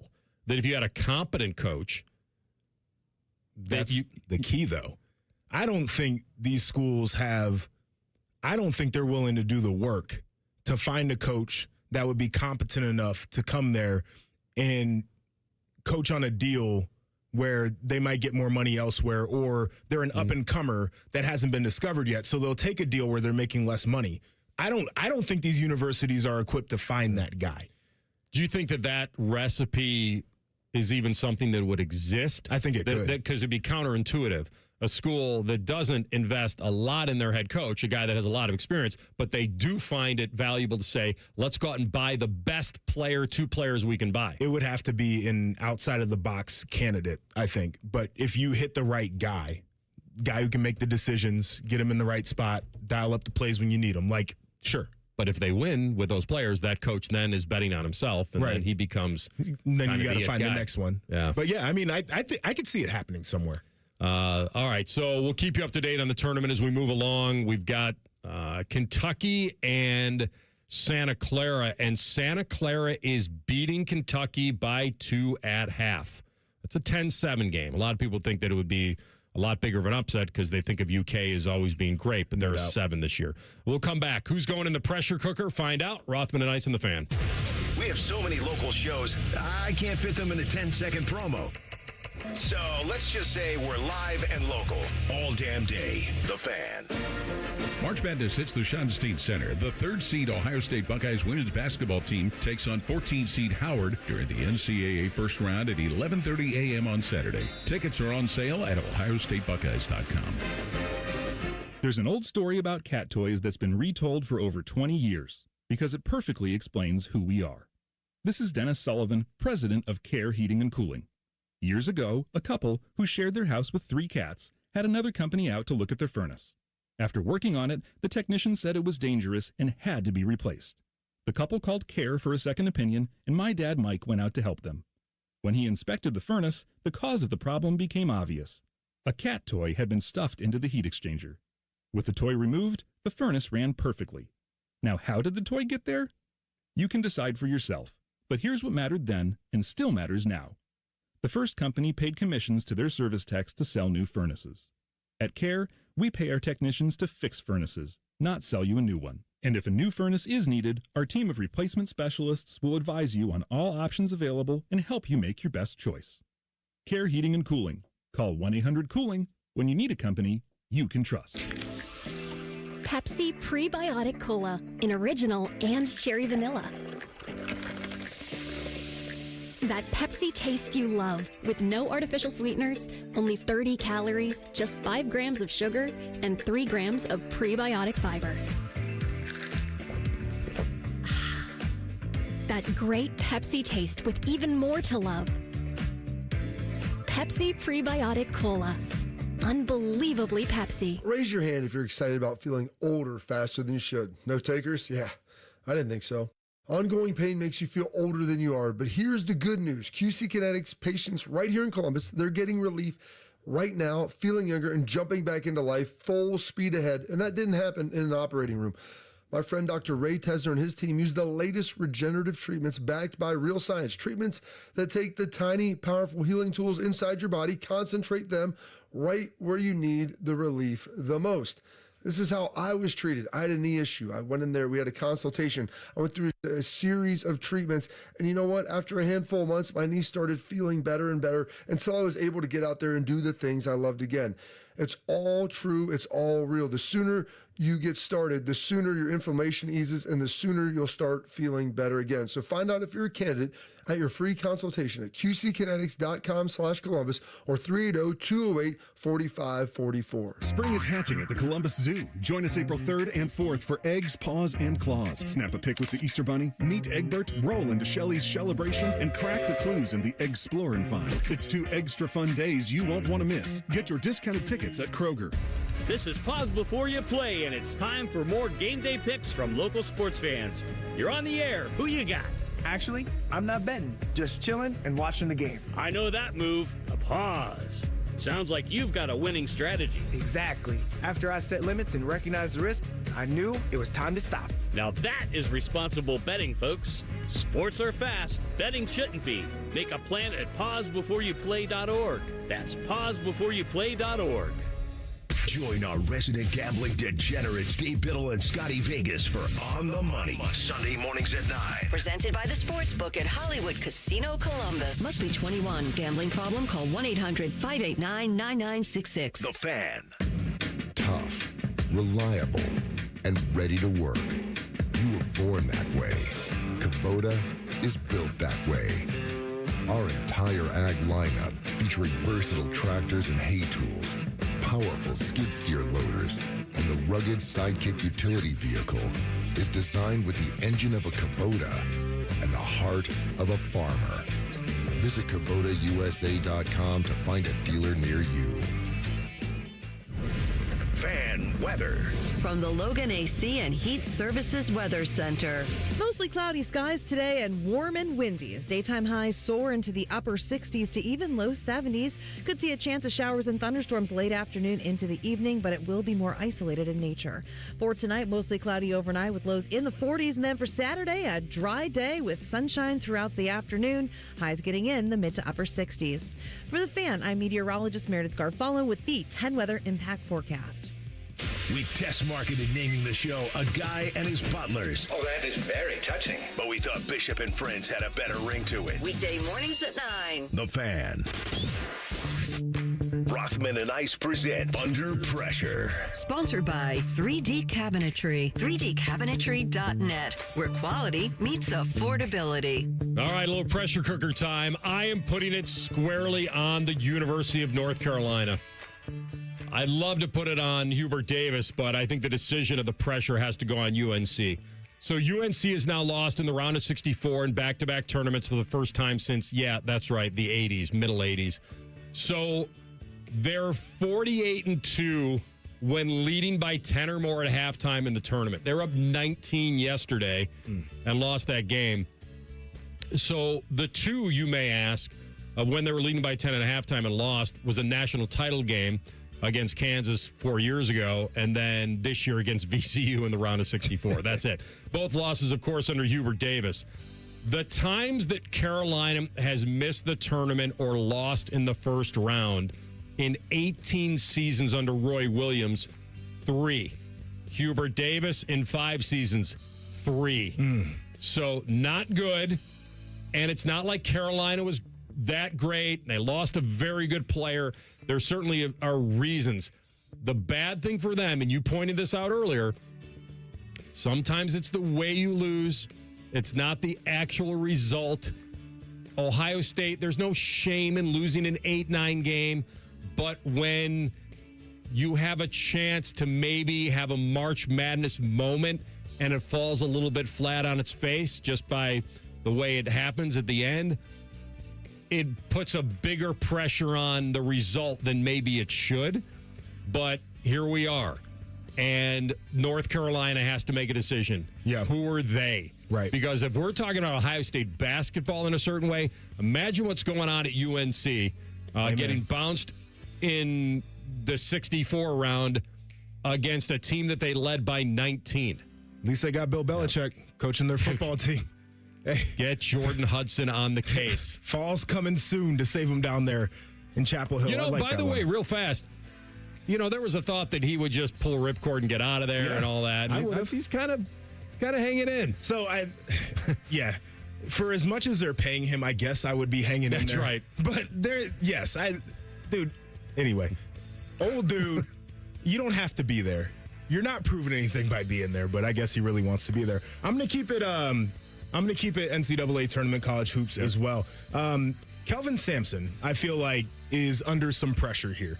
And it's not the pressure that you were talking about, they got to make a decision, whatever the case is. But you're looking at a guy who I believe is 70 years old, phenomenal basketball coach, won multiple places.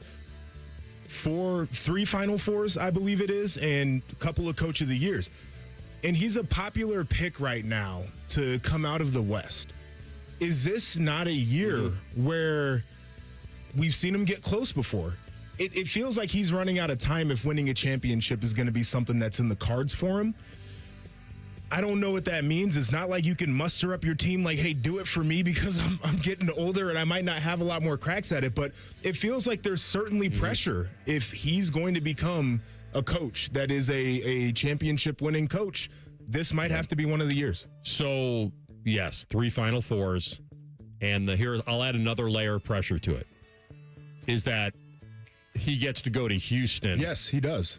Sweet to 16. able to launch himself into the Final Four. Yeah. And so that would be something massive, being in that Houston region. Yep. Getting that kind of an advantage. All right. This may be a little bit of a longer conversation about pressure because, and it may be crazy clickbait. I'm not positive. I think it might be. Or it might be just one of those, what they call a trial balloon. Float it out there and see how the fans respond. So the pressure is building, I think, on the people who run the Green Bay Packers. So there's a rumor of a potential name change for Lambeau Field, meaning selling the rights to Lambeau. All right. Now, that's not anything that people want to hear. It'd be like selling the rights to Wrigley Field or, and even we went through it with maybe Ohio Stadium, even though they've sold, quote, the field or the blades of grass, right? But so they started talking about this, and Packers, as we all know, the Packers are the only publicly owned team.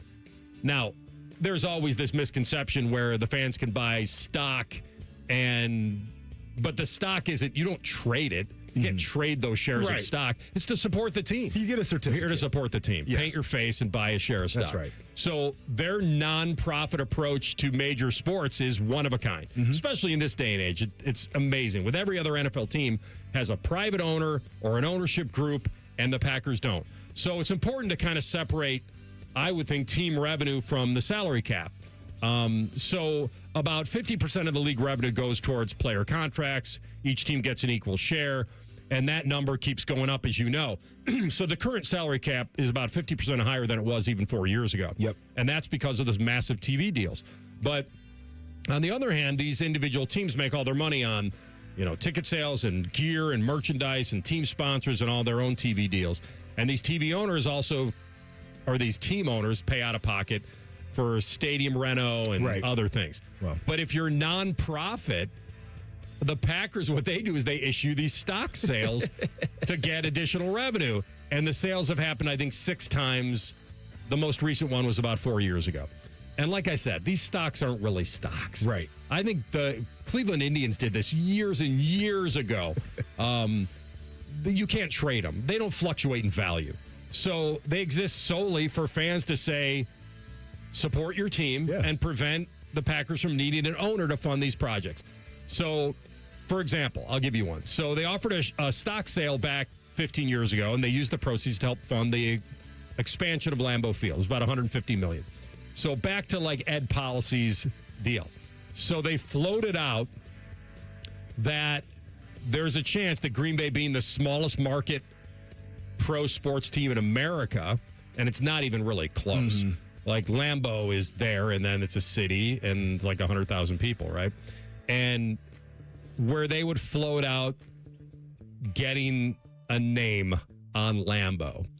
And I think that ticket prices have gone up. The training facilities could get renamed. And for now, Lambeau Field kind of stands alone. And Ed Policy was out there going that, we're not so sure we're going to rename the field, but, we'll have to see. And I think now there's pressure, to be honest with you, on Ed Policy and this group to not sell out. And they might couch it as that if you love the team, we may need the money. So you're saying that they might be floating this, well, Lambeau, we got to do something to get some more money unless we do a stock sale and you guys buy it all up. Yeah. 3 to 10% increase in ticket sales. And they've got to come up with more money to stay very relevant in this world of big-time owner pouring a lot of money in. I mean, if you're a fan of the Green Bay Packers, you don't want to change the name of Lambeau Field. It's a non-starter. Yeah. But is there, because what do they do? Blank field at whatever stadium. So do you have Lambeau Field at such and such, I don't know, whoever is out there, stadium?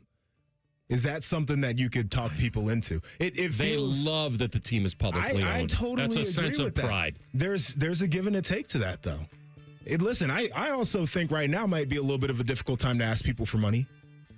What do you do? You got to stay competitive. So they got to maximize their revenue from every available source. And how do they avoid renaming Curly Lambeau Field? It's not going to be easy. Their revenue, I mean, it appears, I think they're doing pretty financially well, even without an owner and a stadium sponsor. But the NFL keeps changing, and you start introducing private equity firms that are buying up, 10% of NFL teams? I don't like that. And all of a sudden, this public little town of Green Bay, Wisconsin, trying to hold on like grim death to their stadium name. And if the Bears move to Indiana, which, by the way, I also think is such an overblown story. The Jets and Giants play in Jersey. Yeah. Why are we caring? By the way, it might be more convenient to go to Indiana. I know. Right across the border. The people that would hate the Bears moving to Indiana because it'll be in another state, but it'd still be the Chicago Bears, right? What were they looking at? Hammond? Was that? Yeah, it's actually terrible. more convenient than going to the lake, And I think. I don't disagree with that. I don't disagree that it would be. If they move, that stadium will have a sponsor. Arlington Heights, but that Hammond is rough. I hate it there. Driving through there, it is. I don't even know if I've spent any time there. You don't. Nobody would. Driving through there looks so sad. But if you have a whole big stadium complex, so I don't think that anybody a Cineplex and a Singer Sewing Center. Show me a stadium development project that has made an area explode the way that all of the people who sell it to politicians say that it will. It'll just be a stadium that people want to come to one day a week, every other weekend on a football season, and then maybe you get some concerts in there. I don't think I would drive to Hammond for a concert if I was in Chicago. I wouldn't do it. Depends the artist, right? I mean, I don't really. It's honestly the people that would hate that the most are the people that are from the northern suburbs of Chicago. But a lot of that have gone. But getting to downtown and then going to the lake is probably even more difficult with less parking than if they did it in Hammond. They pitched going to Arlington Heights in the first place because of where the season ticket holders live. You can make an argument that more fans of the Bears are actually located closer to Hammond than they are to where they were pitching the new stadium first. But the people who are giving them the money.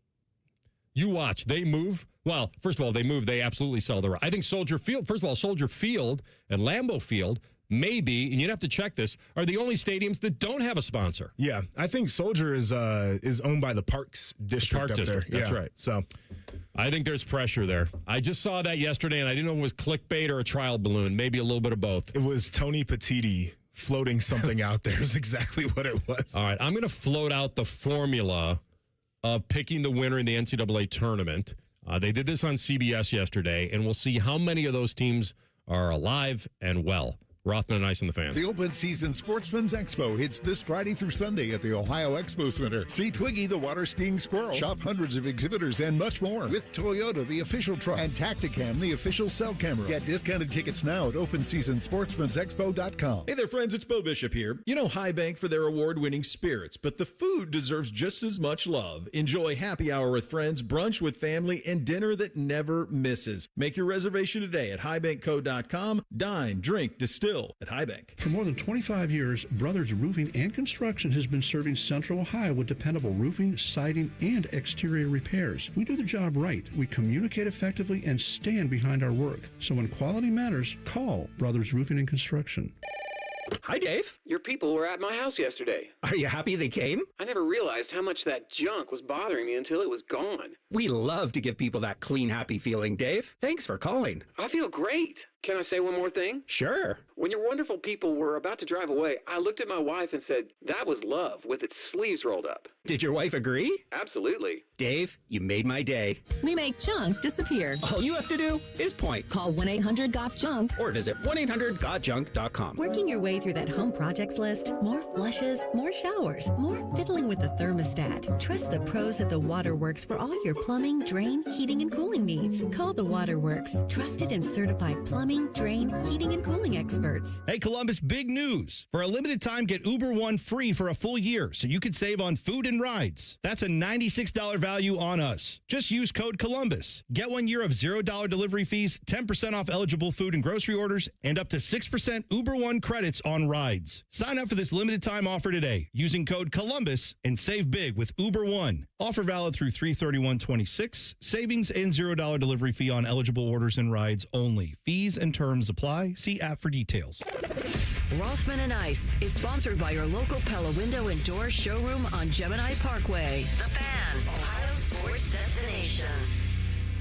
The best teams don't always win titles. Sounds like AR and Maddie bragging about their fantasy teams. Hey, that's cheating. This is Rothman and Ice. I'm telling you, years ago, a buddy of mine had bought a share of stock in the Cleveland Indians. And he hung it on his wall. He framed it. And I was so stupid in thinking, I was so jealous. Like, you own a share of the team? Like, if they're really good, is that going to go up in price? And then as I was talking about the Packers and how many shares of stock yeah, it's a joke. And it's all about supporting the team and giving them a little souvenir and make them feel like, and I'm not saying it is a publicly owned team, but you're not trading that stock. No, you're not. The value's not going up. Yeah, and cashing it in. Yeah. I saw when the last time they had a stock sale that people were buying them and then giving them out as like Christmas gifts. Yeah, that's right. I don't want that for Christmas, but thank you. But that's what it's worth. That's exactly what it is. You would buy the Ohio State Scarlet and Gray share of stock right now. You're damn right I would. You really would. Absolutely. All right, there's a formula that they were going over yesterday about, they didn't really, the bad part about this formula, it didn't really pick a champ. It just essentially kept 7 teams alive. Okay. All right. And so it's a 1, 2, 3, 4, 5, 6, 7, 8-pronged attack. Wow. And so, TLC, here's the formula. So you can keep track of this. I'll get my abacus out. All right. So no team has ever lost 3 of their last 4 games going into the dance. No champ, I meant. No champion. I should say that correctly. No champion has ever had a 5-game losing streak at some point during the season. Kind of makes sense. Unless they had a bad injury and the guy came back. No champ has ever been unranked all year. Okay. Like they just made the tournament, but they never ranked. No champ lost before the semis of their conference tourney. Could that be correct? That seems like a fact check on that. Yeah. No team? That doesn't seem right. Some team had to bow out. There go the Red Hawks. You said semifinals? Before the semis of their own conference tournament. Man, I got to imagine that there's, I mean, I'll take them at their word, but I'm with you. Yeah, that doesn't make sense. I'm with you, Bo. That's kind of shocking that somebody, like a really good team in a power conference that has 1 million teams in it, that Anthony, I'm with you. Yeah. That they wouldn't get, that there wouldn't be one team that just had a bad shooting night or something in a conference tournament game. I mean, get bumped in the quarters and then Reddit is saying, and this dates back to a 2022 Reddit post. Who's this Today Reddit I learned guy? that no team to lose in the quarterfinals or earlier of their conference tournament has ever won the national championship. All right. So I trust the people of Reddit. I'll trust them. Whiskey Paul was listening to the Green Bay Packer, of course, conversation. He goes, Mr. Policy, will I win a Super Bowl? Gee, Mr. LaFleur, I don't know. It's a great little Fast Times reference. Too bad Maddie's not here because when in doubt, always go Fast Times. All right, this surprised me. All right. No champ has ever been seeded 9 or worse. And I had to think to I thought we had one, but then I thought that the Nova team to beat Georgetown in 85 was an 8. Is that correct? That no team has ever won seeded 9 or worse. I know. Is that correct?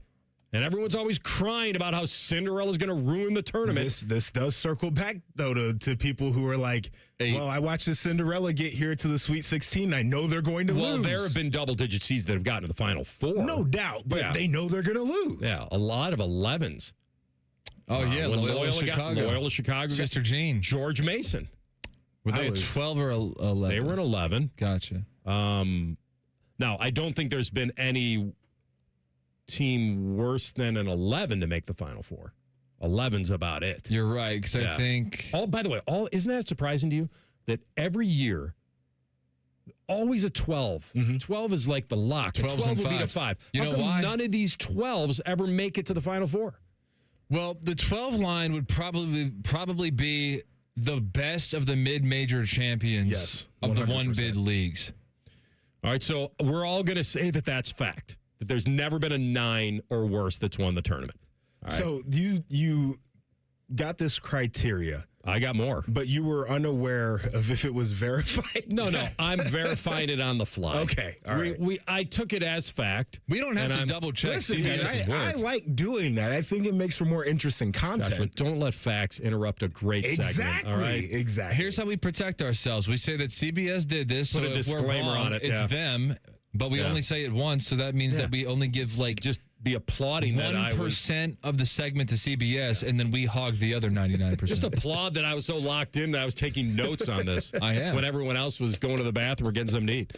Last 24 champs in a row have had a 6-game win streak. We're not from the Big Ten. Somewhere during their season. Had a 6-game win streak. That would make sense. Okay.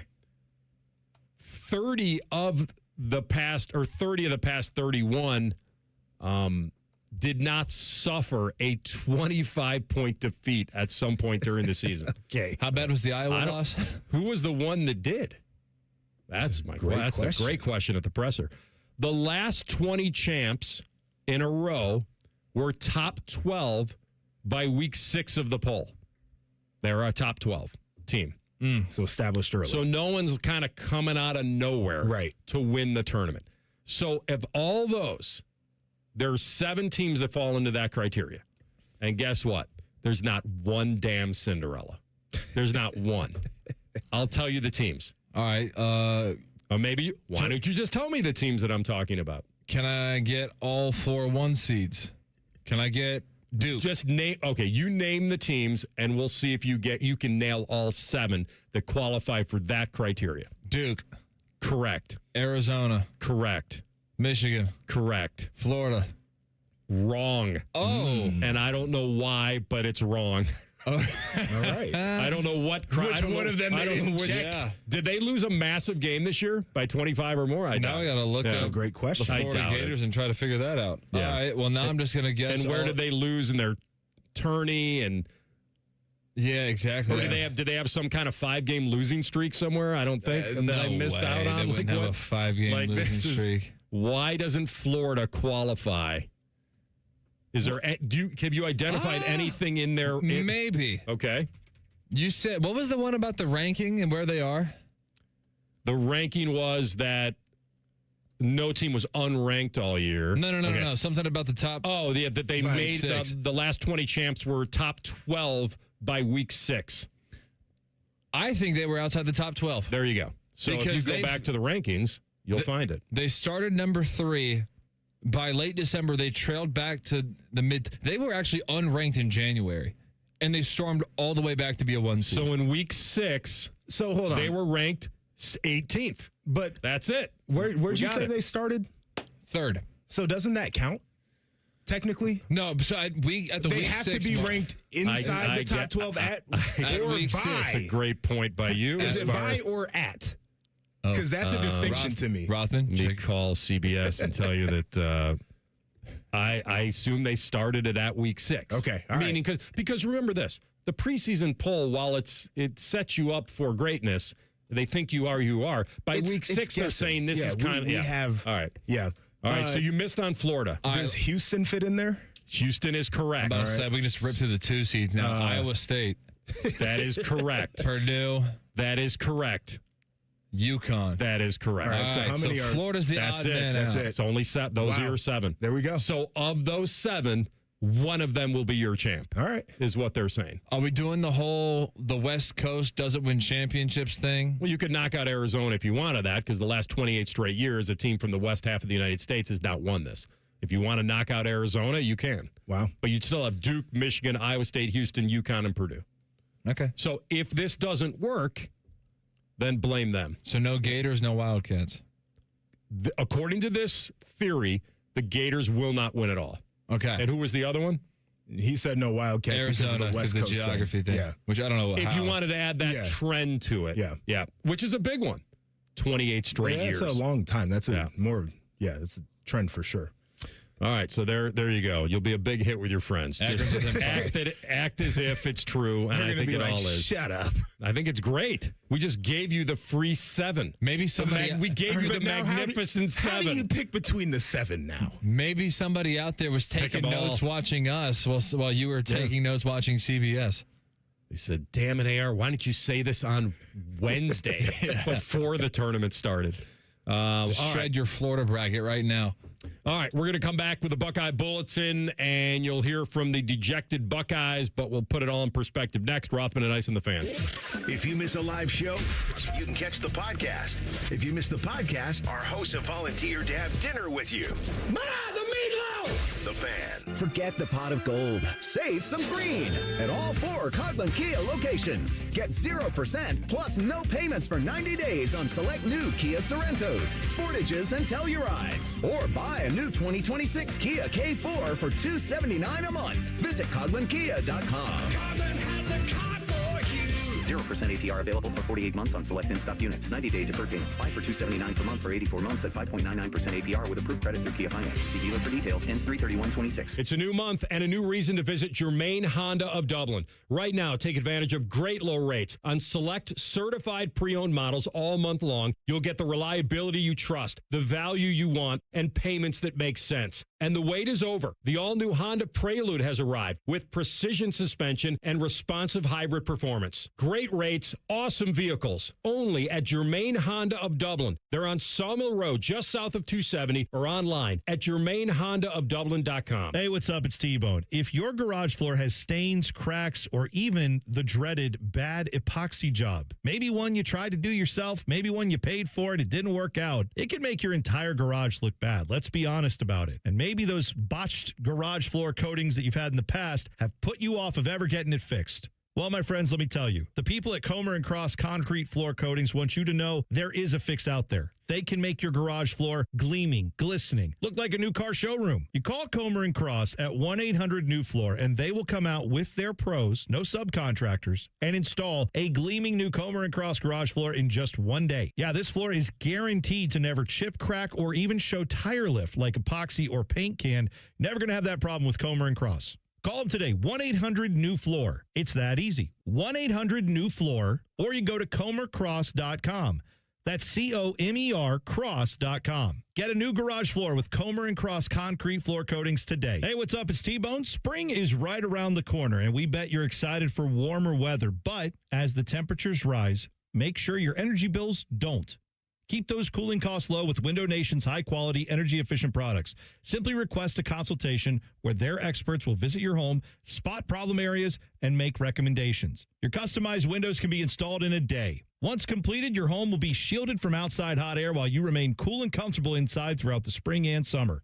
With Window Nation, your house won't just look great, but you'll also have peace of mind.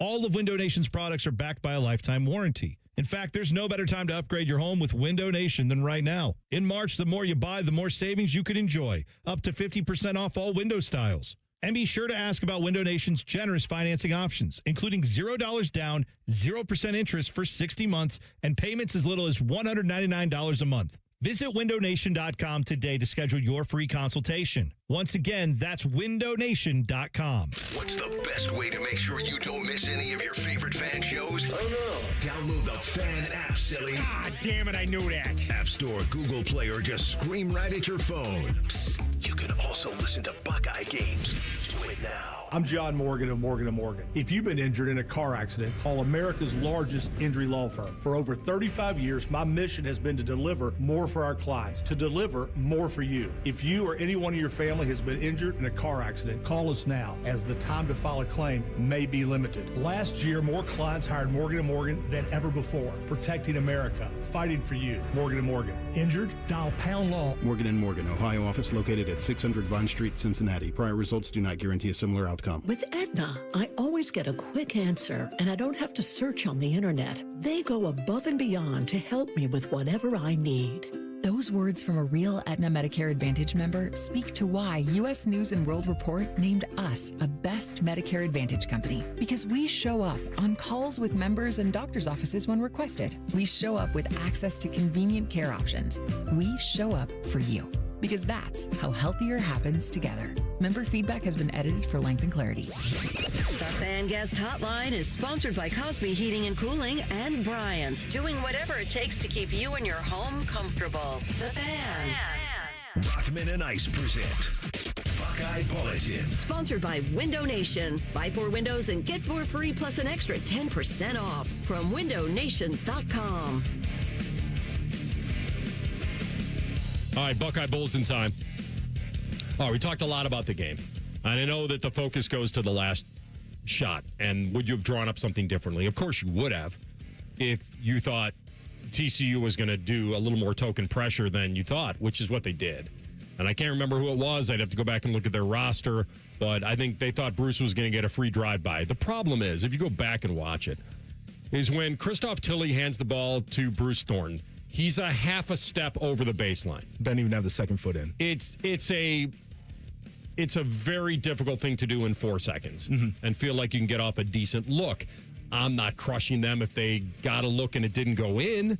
I think where people are saying is you got to get a better look than that. All right, in hindsight, absolutely.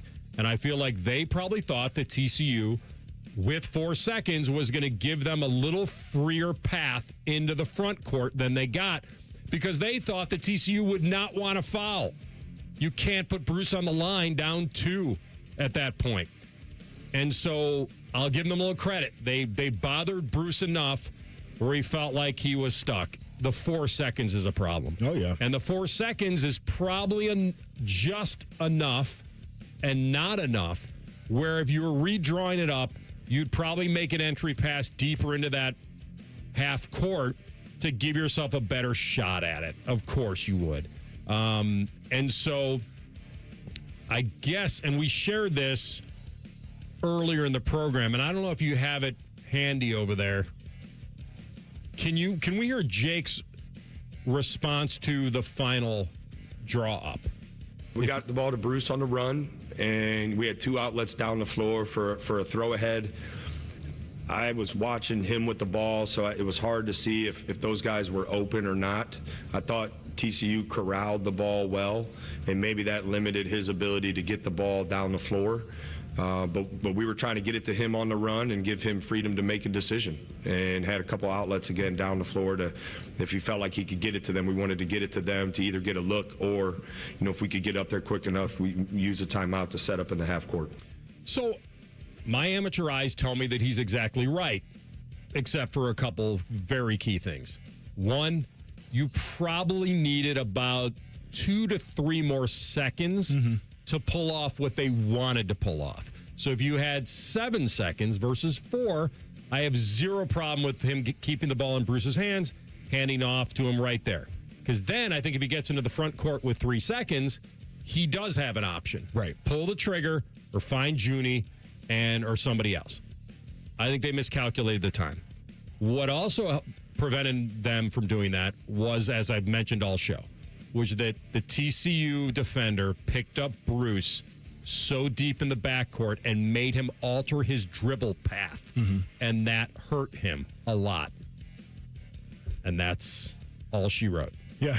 I mean, once again, I'm not exactly sure that any of us would feel like they had the right thing on unless we watched that ball go in. It's what we do as fans. And I think people are okay to feel the way that they feel. Whether that is wanted a different play on, should have had the ball in somebody else's hands, or the idea of, yeah, the odds were going to be low in that situation with that time anyway, so probably lost it somewhere else. I kind of feel like you can be all over the spectrum with that, but the idea of disappointment is what stands out. Yeah. They really botched the end of the half, and then TCU in combination with Ohio State turning the ball over. And by the way, that's what TCU has done to a lot of teams this year. And Ohio State certainly wasn't prepared for that kind of physical trapping, and it hurt them. They also created some bad turnovers on their own. And they, in combination with TCU, shot the ball pretty well from 3. But it turned out to be a buzzer-beater game, and it didn't go their way. And so this was a coin flip going in. Ohio State was a bucket favorite or whatever. And, I think once they got the lead with 5 minutes to go, I think when you rescue a game, Joshua, when you're down 15 and you take the lead, I think you feel like you've demoralized that other team so much that now all they're thinking about is how could we have blown a 15-point lead. Yeah. And what no one's giving credit to is that after TCU blew the 15-point lead, they found a way to re-rescue the game for themselves. It's insane. I think you're right about that mentality probably in a more traditional regular season setup, but like tournament, all I'm thinking about is momentum shifts and teams going on runs and how it's do or die, and there is this idea of elite urgency to the point of desperation. So I get where we could probably sense that. I know as a player, they couldn't have that whatsoever on the court. The other thing, we haven't really talked about it like in depth, but one of the biggest places where I will give TCU a lot of credit is they were basically like, your best player is not going to be the reason why we would lose this ball game. It's just not. We're going to force him to have tougher looks than usual. We're going to play him very aggressively. We're going to try to trap. We're going to blitz him off of screens. Like, if you think that you're going to beat us by getting the ball to Tilly, more power to you. But the one guy who's not going to ruin our day is Bruce. And I think they made it as difficult for him as anybody really has in a while. 3 for 9 shooting, 2 for 5 from 3, 10 points total in 40 minutes. Yeah, that's the all-time leading scorer of the program. Yeah, they said we're not going to let you do it. And he wasn't a massive factor. And when he picked up his dribble late Bruce is an incredibly gifted guy. He's physical, he's tough, he's incredible in the mid-range. You never see him miss in the mid-range. It's when he goes in to some physical stuff in the paint and picks up his dribble, he's a little bit stuck. Yeah. And that's kind of what happened. He can create on a fade, but people remember he's not 6'5". Right. And so it's a little different. And he's electric when he gets the ball. I mean, listen, he had a big 3 to answer at the end of that game, and you thought that maybe it was going to be his night winning that ball in the half court, but same thing a little bit against Michigan. All right, so let's hear from Bruce Thornton on the final seconds and the mindset. We're just trying to win a game. We're just trying to win a game, man. The first half was just hard coming from a deficit, 15 points against a good team like that around this time. Put us in the hope, but we fought. I told you this team going to fight regardless. But it didn't go our way. And that's all right, man. Life, sometimes stuff don't go your way. But I'm just appreciating the teammates and coaching staff and Buckeye Nation just sticking with me for 4 years. And I'm so appreciative for everything that happened in my life, man. And not the way I want to end it, but that's just how it is sometimes. 100%. Imagine what would happen if he didn't even get that opportunity. Be tough. Yeah. By the way, the Madness is here for the Ohio State women's basketball team. The Buckeyes will face Howard tomorrow in the first round of the NCAA tournament. Coverage begins at 11:15 a.m. live on The Fan. Chasing the Championship is presented by Logan Services, a proud sponsor of Ohio State athletics. We'll come back with a deep dive, and a former player takes a shot at Buckeye Nation. You'll hear it next. Rothman and Ice on The Fan. All the Ohio State conversation you can handle. The Buckeye Show. Weeknights at 6. Your Ohio State flagship station. The Fan. Columbus, it's time to gear up. The Open Season Sportsman's Expo, presented by Progressive and Can-Am, returns this Friday through Sunday at the Ohio Expo Center. Bring the family to see Twiggy the water skiing squirrel. Shop hundreds of exhibitors and get hands-on with the latest hunting gear, equipment, outfitters, and land management. Learn from expert seminar speakers and bring your buck for the Trophy Deer Contest with more ways to win big. Fueled by Toyota, the official truck, and Tacticam, the official cell camera of the Open Season Sportsman's Expo. Get discounted tickets now at OpenSeasonSportsman'sExpo.com. Camping World is now open in Sunbury. The celebration starts now, and you're invited. Join us from March 19th to the 22nd for our grand opening block party with special pricing on a huge selection of new and used RVs. Enjoy free food, fun on-site activities, and exciting giveaways. Plus, enter for a chance to win a brand new RV. As part of America's #1 RV network, Camping World brings you more value and more ways to enjoy life on the road. Don't miss the grand opening block party at Camping World in Sunbury. We'll see you there. Hey, John, why so glum? I just got let go. The company's downsizing. This is the third time in the last 2 years. I'm done with this. Have you thought about My Computer Career? I've heard they can train you for a career in IT in just a few months, including cybersecurity and the basics of AI. And you don't need prior training or experience. Now that's a recession-resistant career. Wow, thanks. I'll check them out. Go to mycomputercareer.edu and take the free career evaluation. mycomputercareer.edu, an Elite CompTIA certification partner. Financial aid is available to those who qualify, including VA benefits. Wesley Financial Group is not a law firm, and Chuck McDowell definitely not an attorney. This is Chuck. If someone talked you into buying something really silly and you want to get out of that silly little thing, my advice, get the facts. Call me and I'll send you our timeshare exit kit absolutely free. Inside, you'll learn how timeshare works and all your options for cancellation. Call Wesley now for your free exit information kit. 800-791-0000. That's 800-791-0000. Forget the pot of gold. Save some green at Coughlin Chevrolet. Lease a new 26 Chevy Trax, $169 a month. New 26 Equinox, lease for $229 a month. Or lease a new 26 Silverado, $359 a month. Visit CoughlinChevrolet.com. Together, let's drive. 39-month leases. Silverado 36-month lease. $39.99 due at signing plus tax, title, and license. 10,000 miles per year. 25 cents per mile over. See dealer for details. Ends 3/31/26. It's never a bad time to fire up the grill. At Billiards Plus, the grilling season never ends. While you're grill shopping, you'll love browsing Central Ohio's largest selection of pool tables, game furniture, and shuffleboard. Family owned and operated. Billiards Plus on Dublin Center Drive in Dublin. At Germain Honda of Dublin, they get it. Nobody grows up dreaming of driving a minivan, but it's hard to argue with unbeatable versatility.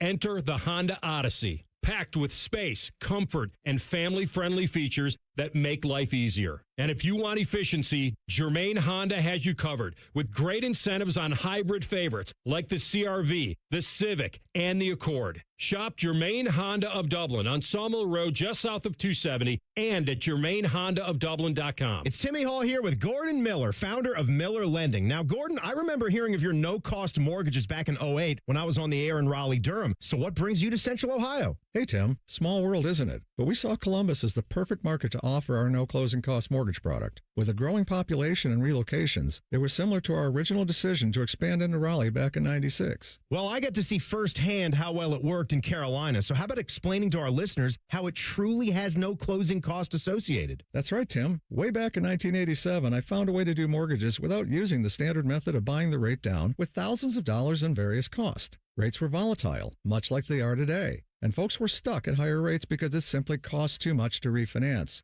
There had to be a better way, and we think we found it. That was Gordon Miller, founder of Miller Lending, the home of the no-cost loan. Give him a call, 877-9-NO-COST, or online at nocostmortgage.com. Miller Lending is an equal housing lender. NMLS number 250-2146. My house has a new glow. I love my windows. Universal Windows Direct.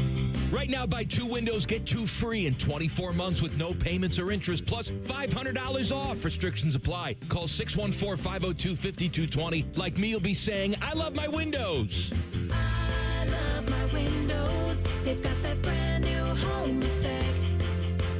Universal Windows Direct. Spring is hatching at the Columbus Zoo. Join us April 3rd and 4th for Eggs, Paws, and Claws. Snap a pic with the Easter Bunny, meet Egbert, roll into Shelly's Shellebration, and crack the clues in the Eggsplore and Find. It's 2 extra fun days you won't want to miss. Get your discounted tickets at Kroger. Broadcasting live from the McDaniel GM Superstore Studios. Driving excellence since 1916. Chevrolet. Together, let's drive. WBNS HD1 Columbus. Good afternoon, I'm Isaiah Jacob. Some March Madness games already underway as right now Santa Clara leading Kentucky 62-60 with 6 minutes left. Akron right now trailing Texas Tech 48-39 early in the second half. LIU and Arizona right now 27-12, Arizona leading the way. And then Wright State just kicked off against Virginia 5-2 early in that one. The NCAA tournament also began for women's hoops. The Buckeyes are a 3 seed taking on Howard tomorrow morning at 11:30. We'll have pregame coverage beginning at 11:15 right here on The Fan. Last night on the ice, the Blue Jackets pushed their way into 3rd place in the Metropolitan last night after a 63 victory against the New York Rangers. They host the Kraken tomorrow at 5. This update was sponsored by Logan AC Heat and Plumbing Services, the home of fast, friendly services. Logan Services, proud sponsor of Ohio State Athletics.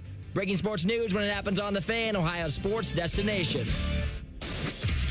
Most shows just skim the surface, but Rothman and Ice feel like the biggest story of the day deserves a closer look. It's time for A Deeper Dive. Sponsored by Low T Center. Low T Center, reinventing men's healthcare. All right, final hour of the program, Rothman and Ice. Joshua Perry in for Ice today. TLC at the controls. We have a game going down to the wire with UK and Santa Clara. UK is up by 3 with 4 minutes to go. That was my 10-7 upset, so I'm pulling for Santa Clara hard here. Yes, you are. But it's one of those things that the brand, and I don't know how you pick, it's very difficult to get over the brand. Kentucky's been inconsistent this year. Santa Clara is one of those perfect dance teams that has been in it. They've made runs. Like, I feel like it's 7-10. I really don't know if UK was underseeded, overseeded, but I'd like to see it happen. We come back to Ohio State, and, you know, we've debated this all year long, and it kind of turned out, it happened, that Ohio State cracked the seal in the tournament, got in after their drought of not getting in.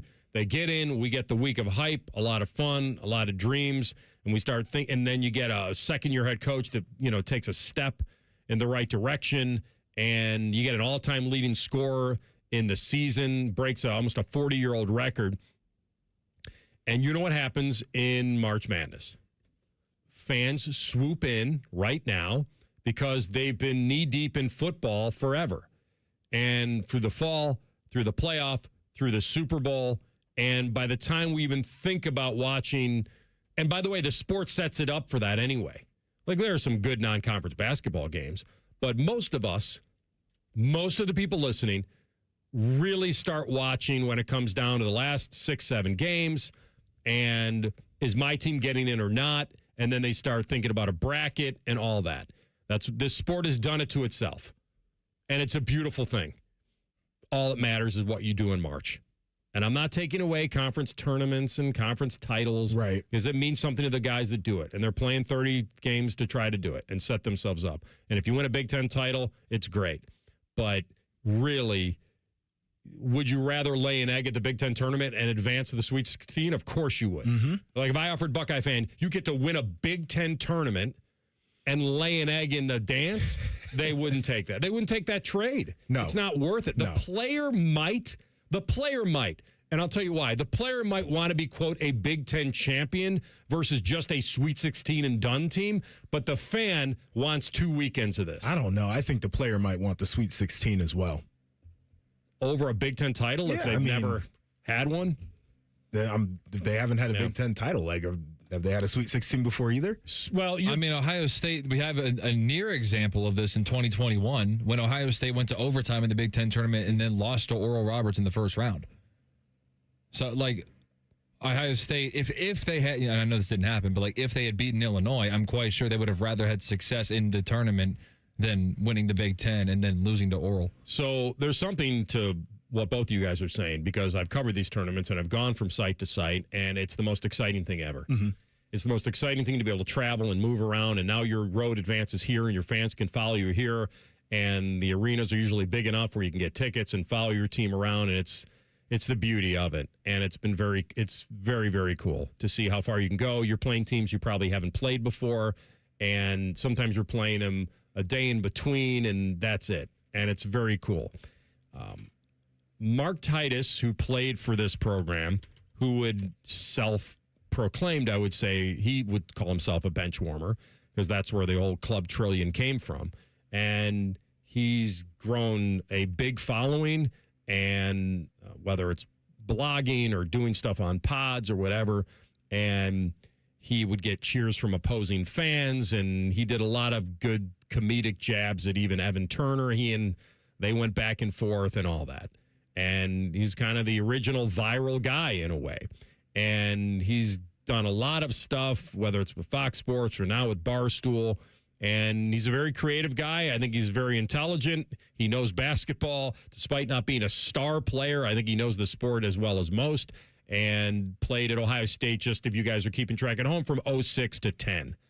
So he was on Barstool, and after Ohio State lost, he took the flamethrower to Buckeye fan. And what I think he did was probably take it to mostly what I call the swoop-in fan, which is that they don't really pay attention until late, and then when they jump in, they're ready to just destroy the program. Yep. And even though they have nothing truly invested other than this last second of emotion, and I think if I read him correctly, he's saying it's way too convenient, and he's ready to call it out. We have the worst fans in the world, Ohio State. Come on. Ohio State basketball fans are the worst fans in the world. They're the worst. What do you mean They're by literally worse, because they watch football all year. They don't even pay attention to the basketball program. They like parachute in around like late January, early February.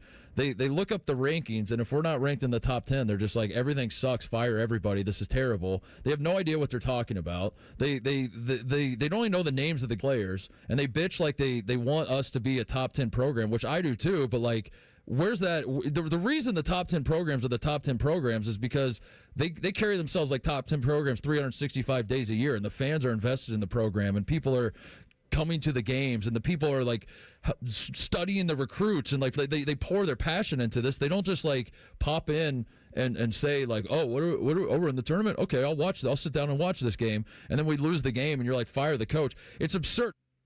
All right, so a lot of what he's saying is probably correct as far as he's categorizing Ohio State basketball fan. Where I think that you could call him out on that is that the success of the program really isn't based on fan support. Like the old adage, if you build it, they will come. Yes. Like, I feel like that has a lot to where he's just ripping casual fan. And by the way, he's probably ripping more of the vocal minority. I think most level-headed, measured people can discuss the expectations of this season versus what they accomplished and come to a happy area on that and say, okay, They did take a step forward in making the dance. I'm not here to tell you should throw a parade about that. I don't think you are either. Right. None of us are. They got in as an 8, and he's talked about the top 10 programs and their fan bases eat and breathe it and live at 365. Okay. Well, not all those programs have an elite top 3 football team every year to pour their emotions into. So I think blaming casual fan is okay. I also think that he's probably got a whole different emotion for the program, but he attacked the fan base on the fan base that he experiences.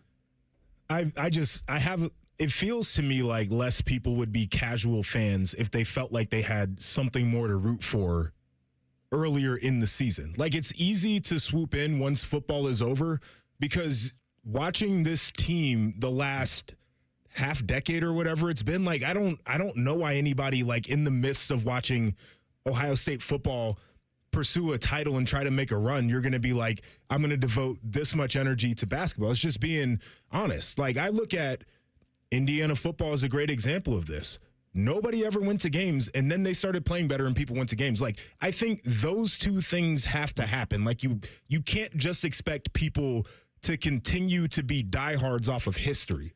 That's where the difference between Indiana football and Ohio State basketball is that Ohio State basketball was and has been great. They were, for Indiana but they're football not. That's my whole point. Yeah. I think people have checked out because it's like, I was there when you guys were, when Ohio State basketball was elite. Like, people were there. And then there was a stretch where it wasn't, and I think that allowed people to tap out. So there has to be a reason for folks to jump back in and say, I'm going to be a diehard while all this other stuff is going crazy. Like, I don't think that's an unreasonable expectation for fans. Now, what's unreasonable is being the dude who doesn't watch a lick of it and you criticize everything and want to fire everybody. That to me is crazy. But to sit here and act like people should just tune in because history says they should tune in when you've watched for a half a decade and haven't really been moved, I don't think is insane.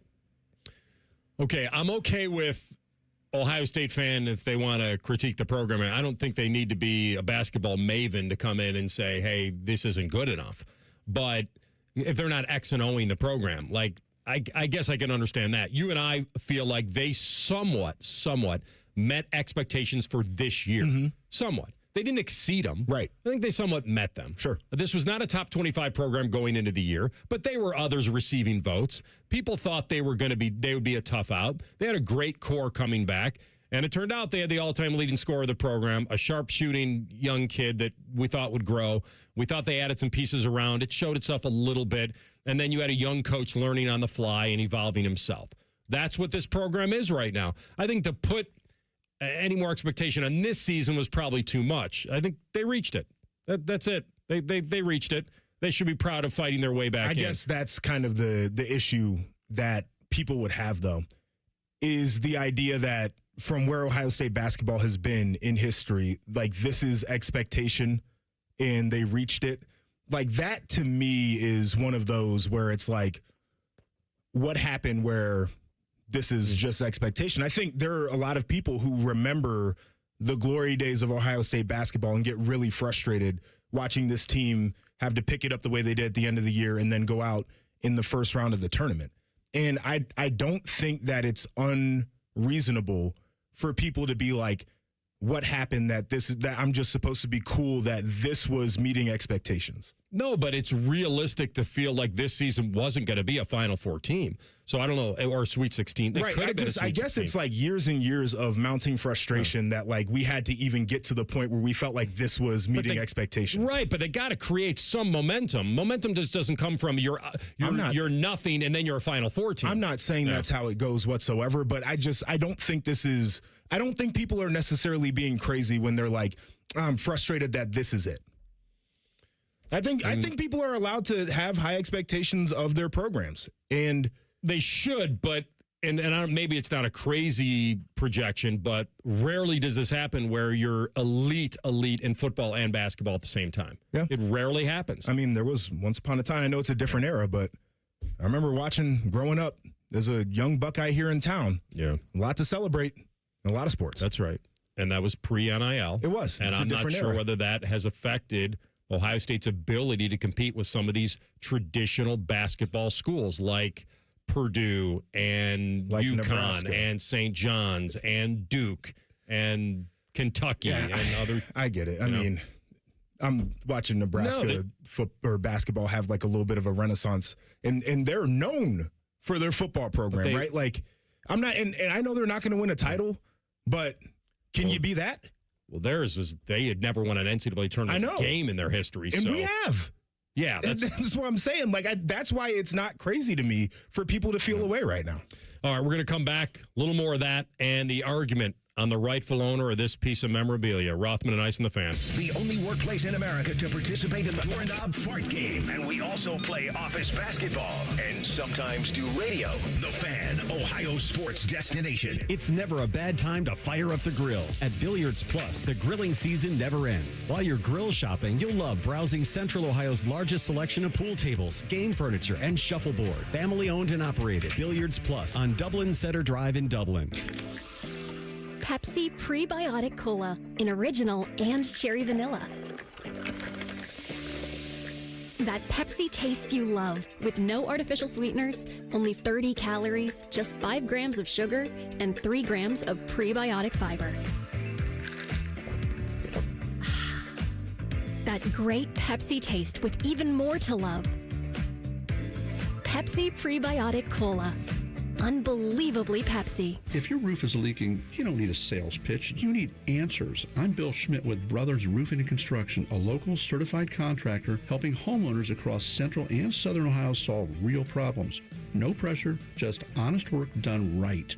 I started my first business when I was 12, mowing lawns for about $5 a yard. I learned if you do the job right, people trust you and customers care that you show up and do what you say you're going to do. Hi, I'm Tommy Mello, owner of Don's Garage Doors. From garage door repairs to upgrades, we show up, we stand behind every job. We only use the best parts and spring's guaranteed to last a lifetime. When you care about the people you serve, you work harder and it shows. Call Don's Garage Doors today or schedule online at donsgaragedoors.com. When it comes to garage doors, no one knows more.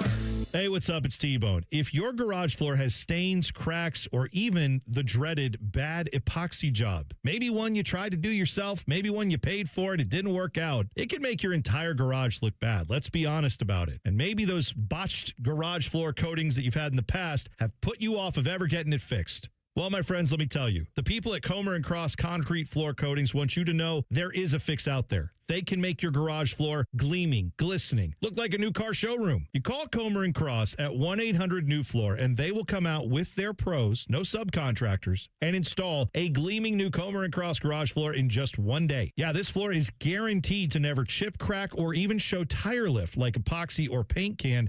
Never going to have that problem with Comer & Cross. Call them today, 1-800-NEW-FLOOR. It's that easy. 1-800-NEW-FLOOR, or you go to comercross.com. That's COMER cross.com. Get a new garage floor with Comer & Cross Concrete Floor Coatings today. Last year, Eric Reeser and T-Bone staged the first annual Fan 5K. People had a good time and no one died. So we decided to do it all again. It all goes down Saturday, June 20th in Otterbein. Presented by The Ohio State University Wexner Medical Center. Will Reeser's muscular calves explode? Will T-Bone's beard choke him while running? More importantly, will Tyvus Common Man and Timmy make total fools of themselves? Maybe. Magic 8 Ball says signs point to yes. Register today at 971therace.com. Matty Ice here, looking for a stylish, affordable SUV for the family. Check out the 26 Chevy Trax at McDaniel GM Superstore in Marion. This month, lease a brand new Trax for just $265 a month for 24 months with $3,139 due at signing, or finance for $295 a month with $1,000 down for qualified buyers. Terms and conditions apply. See dealer for details. The McDaniel GM Superstore has been family owned for over 100 years. They're just off Route 23095 in Marion, or you can visit McDanielGMSuperstore.com. Chevrolet, together, let's drive. You and your family are safer when strong leaders stand with law enforcement. That's why, as governor, Vivek Ramaswamy will partner with police to uphold our laws, keep dangerous criminals behind bars, and protect your family. Law enforcement knows Vivek has their back. That's why 65 Ohio sheriffs endorsed him, including Sheriff Stephen Lavorchek. Safe streets don't just happen. They happen when criminals know tough leaders are in charge. Ohio law enforcement supports Vivek Ramaswamy because Vivek supports us. Vivek will empower police to arrest violent criminals quickly and decisively, putting trained resource officers in every school and restoring law and order statewide, so our families feel secure in our homes and communities. Vivek Ramaswamy backs the blue, so we've got his back for governor all the way. Lower costs, bigger paychecks, better schools. Vivek Ramaswamy for governor. Paid for by Vivek Ramaswamy and Rob McCauley for Ohio. Fan weather. From the Logan AC and Heat Services Weather Center. Mostly cloudy skies today and warm and windy as daytime highs soar into the upper 60s to even low 70s. Could see a chance of showers and thunderstorms late afternoon into the evening, but it will be more isolated in nature. For tonight, mostly cloudy overnight with lows in the 40s. And then for Saturday, a dry day with sunshine throughout the afternoon. Highs getting in the mid to upper 60s. For the Fan, I'm meteorologist Meredith Garfalo with the 10 Weather Impact Forecast. We test marketed naming the show A Guy and His Butlers. Oh, that is very touching. But we thought Bishop and Friends had a better ring to it. Weekday mornings at 9. The Fan. Rothman and Ice present Pre-Snap Reads. Sponsored by Dr. Mark Levy. If you're snoring and not sleeping, call Dr. Mark Levy today at 1-800-MORE-SLEEP. All right. During the break, Santa Clara hit a three-pointer with 2.4 seconds left in a tie game. The ball hits Twine at 2.8, runs down to 2.4. Santa Clara is about to beat Kentucky. Kentucky inbounds the ball on a bounce pass. Santa Clara not ready for it, not ready to play defense. Two guys caught in the backcourt. Kentucky gets the ball at the top of the key. Now they're not going to foul, although... Wait, they got to the top of the key in how much time? A tenth of a second. I mean, he went up touching the ball at 2-3. But there was no defense. I mean, there was nobody there. Right. Yeah. My point is, why didn't Santa Clara foul? Oh, up 3? They just weren't. They were in their mind that they'd won the game. Yeah. Honestly. Yep. I don't think they thought Kentucky would get a shot. So Kentucky, in 2.4 seconds, got the ball to the other side of the court, logo deep, 40 feet, and Kentucky banks in a tying 3. We had essentially two buzzer beaters back to back. And then after the Kentucky guy hit his bank to tie the game, to send the game into overtime, the Santa Clara guys had their hands on their head like they had lost the game. Yes. And it was only tied, but that's how they felt. And now we're in overtime with Santa Clara and UK, and they're shooting bricks from everywhere. But a lot of bricks, a lot of adrenaline. The fact is that if Santa Clara was kind of in their right mind, and it's difficult here because you don't want to foul a guy in the act of shooting. Right. But you have to foul there. Yeah, everything's going quick, up though. 3. It's one of those where it's like you got to be as well coached as anybody to have the presence of mind. Like, we're not celebrating. We're not thinking about any of that. Like, what is the game situation? What do you have to do? March Madness. And by the way, anybody celebrating that they got the ball to a good look in 2.5 seconds is not watching the same defense.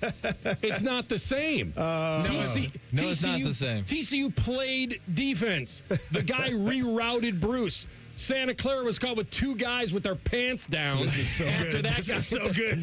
It's not the same. Please don't do that. It's not the same. But it is a premise to a good joke that in half the time, Santa Clara got further down the court. They did in less time. Less time. Because, by the way, because he didn't touch it right over the baseline. Right. He touched it at the top of the key. Anyway. Did you have a problem? On the run. Maybe you said this and maybe I just didn't hear it, but because, we've been talking a lot about this. Did you have a problem with Bruce Thornton inbounding it? Period. Because if he's going to be the one to shoot, that means he has to run the full 94. So I said to Joshua earlier, or 47, that I also would probably have two of my best shooters not inbounding. I'd have my best inbounder who's not my best shooter. Yeah, or one of them, and that way you can. But that's if you're going to risk what we talked about, which is a different style of inbound. They didn't want to risk the baseball to the half court. And then there's the idea as well of, you got to make sure those guys are moving if they don't have the basketball so they can be open to get the ball in their hands as well after you inbound it. Right? So, like, you could go a million different ways on it. That's why we don't coach. Yeah. Santa Clara thought they won the game. And their biggest problem was that they didn't foul. Yeah. They should have fouled. Put Kentucky on the line. They're going to make it and then try to miss the second one on purpose. But I'll defend him a little bit here. Go ahead. You're probably right. You're probably right that just the sheer reaction of like, oh my gosh, we probably just won this game. And then like even that little hesitation of just throwing your arms in the air while Kentucky's getting set up prevents you from being in position. However, when there's so little time on the clock and they got Santa Clara's got 5 guys on the court. I don't know how many of them knew how much time was on the clock, but they all knew it was thin. Yes. The question with that is you don't know when the Kentucky player is about to pull up for a shot, and you don't want to foul him as he's about to reach his arms up to shoot. That's right. You don't want to foul him the act of shooting. So it's almost like... But there's a guy running with him, TLC, in the backcourt. That guy's got to foul him. I know, but I'm saying that guy doesn't know when he's gonna. Okay, because he's probably thinking that's right. That the second that he reaches for his arm to hack him on purpose, that's exactly when the arm's gonna come up to start a shooting motion. Okay, and he doesn't want to be that guy. We'll spend a lot of time talking about this that they didn't have to think about all this on the court. Well, too. that exactly. And so the other point is that, and let's not play that guy. He made an incredible shot. The guy from Kentucky. He did. He made it off balance, rise up 3 from the logo, banked that tied the game. Right. Like the odds of that going in were pretty damn slim. That's actually one of my favorite excuses. I haven't been able to break this out yet in a particular example, but I have this one ready. Whenever somebody like questions my behavior, I'm going to be like, dude, I'm going to be honest. I didn't spend nearly as much time as we're talking about it right now thinking about what I did before I did it. I have it ready to go. Something I constantly think about as a former athlete, because when I'm doing analysis, I'll sit back and like we want to criticize, we want to figure out why. And then I'll put myself back in that situation. I'll be like, dog, I never even thought about it. Like I didn't have the presence of mind in the moment to even think about the scenarios. Like that's the reality sometimes. Yeah. They made the shot. Santa Clara made the shot with 2.4 seconds. They probably thought the game was over. Guys weren't thinking about, do we foul? Don't actually defend this? Actually, the mindset at that point. And by the way, this all wasn't coming out of a timeout. They didn't have any chance to instruct. Kentucky had made a basket. No timeout. Santa Clara comes down the court. No timeout. Makes a 3, 2.4. No timeout. Here comes Kentucky. Unless somebody from the Santa Clara bench was yelling, foul, foul, no one was going to do that because they couldn't have instructed them because there wasn't time to instruct them. Yeah. Can you hear? That barn's probably going crazy. Like, even if they're trying to communicate, how much are you getting? My goodness. Yeah. Santa Clara, you bums. That'd have been a valuable 10 points for me in the bracket pool. Where's Steve Nash when you need him most? Yeah, no kidding. We get through all of this, and we finally get to TLC, you bums. You bums. I love it. Listen, the Sweet 16 was probably their ceiling. I loved UK is. I mean, this was a great game. UK, by the way, UK's up 4 now in overtime. By the way, Wright State is up 2 near halftime against Virginia. I've never seen. Virginia hates to see an Ohio team in a 3-14 matchup. What was that spread I told you about before the game that I grabbed? Or was it when I told you about Virginia? I was like, they're giving 18.5 or whatever there was. Yeah.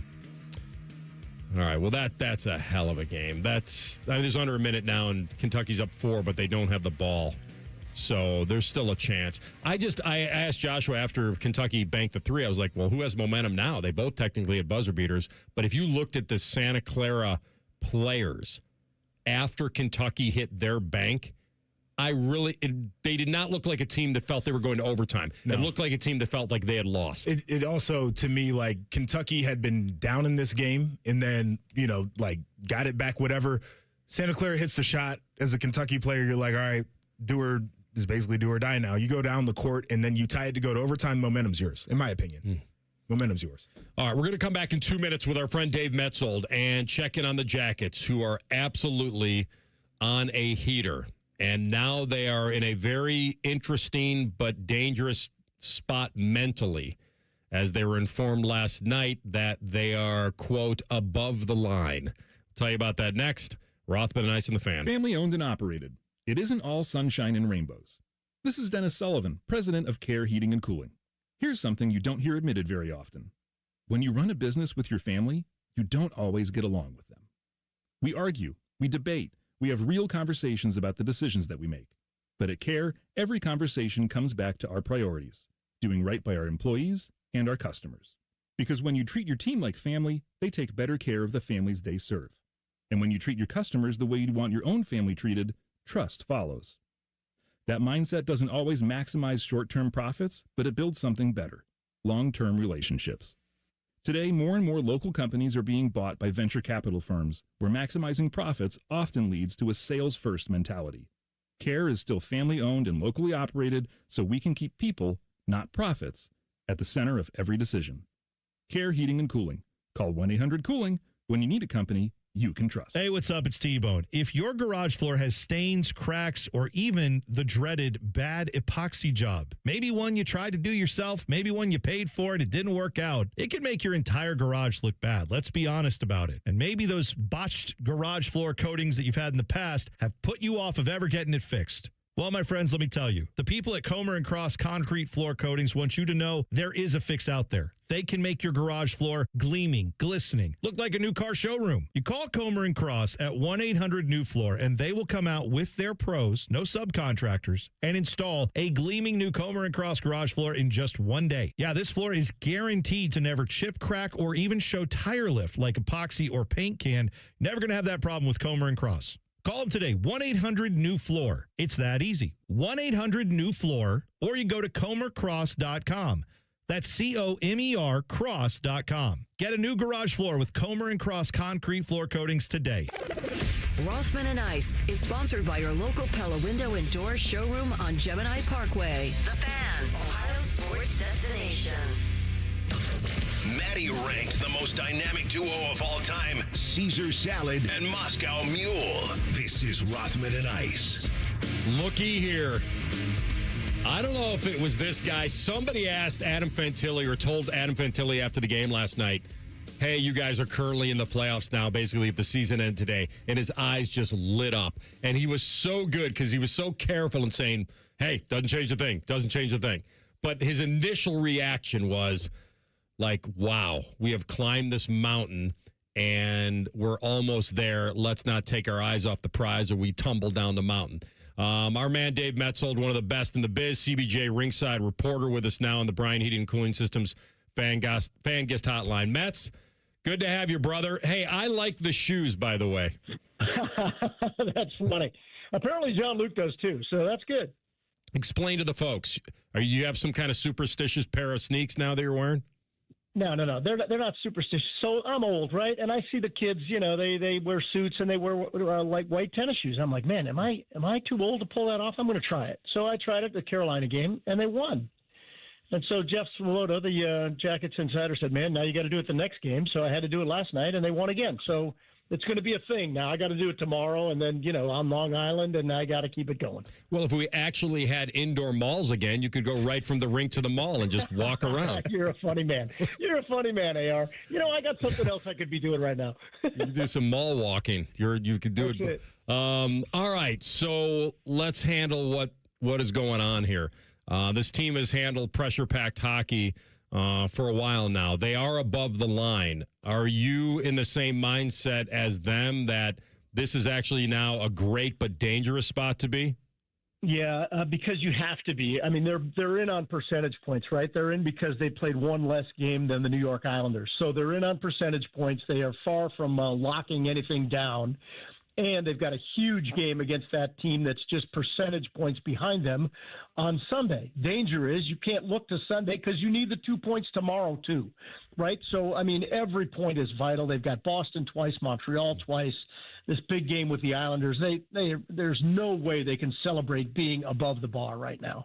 So you mentioned the back-to-back that's coming this weekend. Would you say that would be the most pivotal stretch for the remainder of the season, or do you see some more pitfalls down the schedule?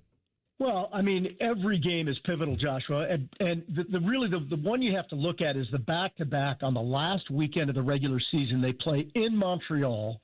Then they have to fly home, clear customs, and they have a 6 o'clock game against Boston on that Sunday. That, to me, right there, the season could come down to that because of how close they are to Montreal. If Montreal winds up falling into a wild card position and Boston, which is already in a wild card position, I mean, they're both Atlantic teams. They're not in the Metropolitan, but if it comes down to a wild card battle, that 2-game series is going to be vitally important. I think it's really every game that matters over these final 14, every single one of them. Metz, I think you also touched on something that would be kind of real inside hockey that maybe the casual fan wouldn't pick up on, and that you have to win. Not only do you have to win these games, you have to win them in regulation. That helps a ton. Yeah, it really does. And for a long time, I was concerned about the Jackets' regulation wins, which is the tiebreaker you go to pretty quickly. And the Jackets have 25 regulation wins. Boston, 28. Detroit, 27. Those teams right around them. The Penguins, 29. If it comes down to regulation wins, man, that's a huge difference maker, or could be. So you got to win these games, and you got to win them in 60 minutes. Tomorrow's a classic example. Seattle's a team that's well below them in the overall standings. They are fighting for a spot in the West. They can't let that game go to overtime. They just can't. They got to get it done in regulation. What was the thing that you liked the most that you saw from the game last night? The fact that they didn't play their best game. They took 6 penalties. They, made some mistakes that aren't typical. Jet was not at the best that we've seen him, and they still found a way to win. I think that's a sign of a good team. That's true in any sport. I mean, you've seen it in football, certainly, where a team doesn't put forth its best effort, and they still find a way to win. That was very important for that team last night. Yeah, and you know what? It was you're still going against a world-class goalie, despite the Rangers not being very good. But yeah. And then, when that game got to 4-3, you're thinking, okay, you're kind of letting a bad team hang around here, and then Sivo made that great move, and obviously that put some distance between them and the Rangers. But I'm with you. I think there's a belief in this team that is very difficult to put a finger on. They believe in their coach. They believe in themselves. They believe in their goaltenders, I believe. And then the one thing that maybe you could point to is, will their defense be deep enough to carry this to the finish line? Give me a take on that. Yep, that's exactly right, because you've got your top 6, which is pretty clear cut. And after that, there's a little bit of a drop-off there with Jake Christensen and Igor Zamula. They haven't played a lot. They are certainly capable NHL defensemen, but I don't put them right at the same caliber of, like Eric Goodbranson when he came into the lineup. It made a huge difference. He'd been out for 3 games, comes back in, makes a huge difference in his veteran leadership, of course, but also he's just a physically imposing dude. He took a penalty last night by just flat taking a guy down in front of the crease. And yeah, maybe you could argue whether he should have taken the penalty or not, but that's the kind of physical presence that keeps forwards away from the front of the net, and that's something that you want at this time of year. All right, Dave, is there like a point of reference or maybe context you can put around what we've seen? Because Bowness comes in, a lot of questions, obviously, about where the team is going to go. Can you pull things back together? And at least for right now, today, the Blue Jackets are sitting in a playoff spot. Have you seen anything quite like it? Well, the best example is when St. Louis won the Cup, that's 5 years ago now? And they were the last place team in the NHL. I mean, they were dead last. And they put it together in January and wound up winning the Cup. So that's the best, most recent example of this type of turnaround. 18-2-4 is a tremendous run, but they are not locked in yet. Mm-hmm. So let's wait and see what this next week brings, right? Especially that game on Sunday, how they match up against an Islander team that, frankly, they had beat the last time they went to the island, and then they lost that game, remember, in the last couple of minutes, and it was just unbelievable that they let that one slide.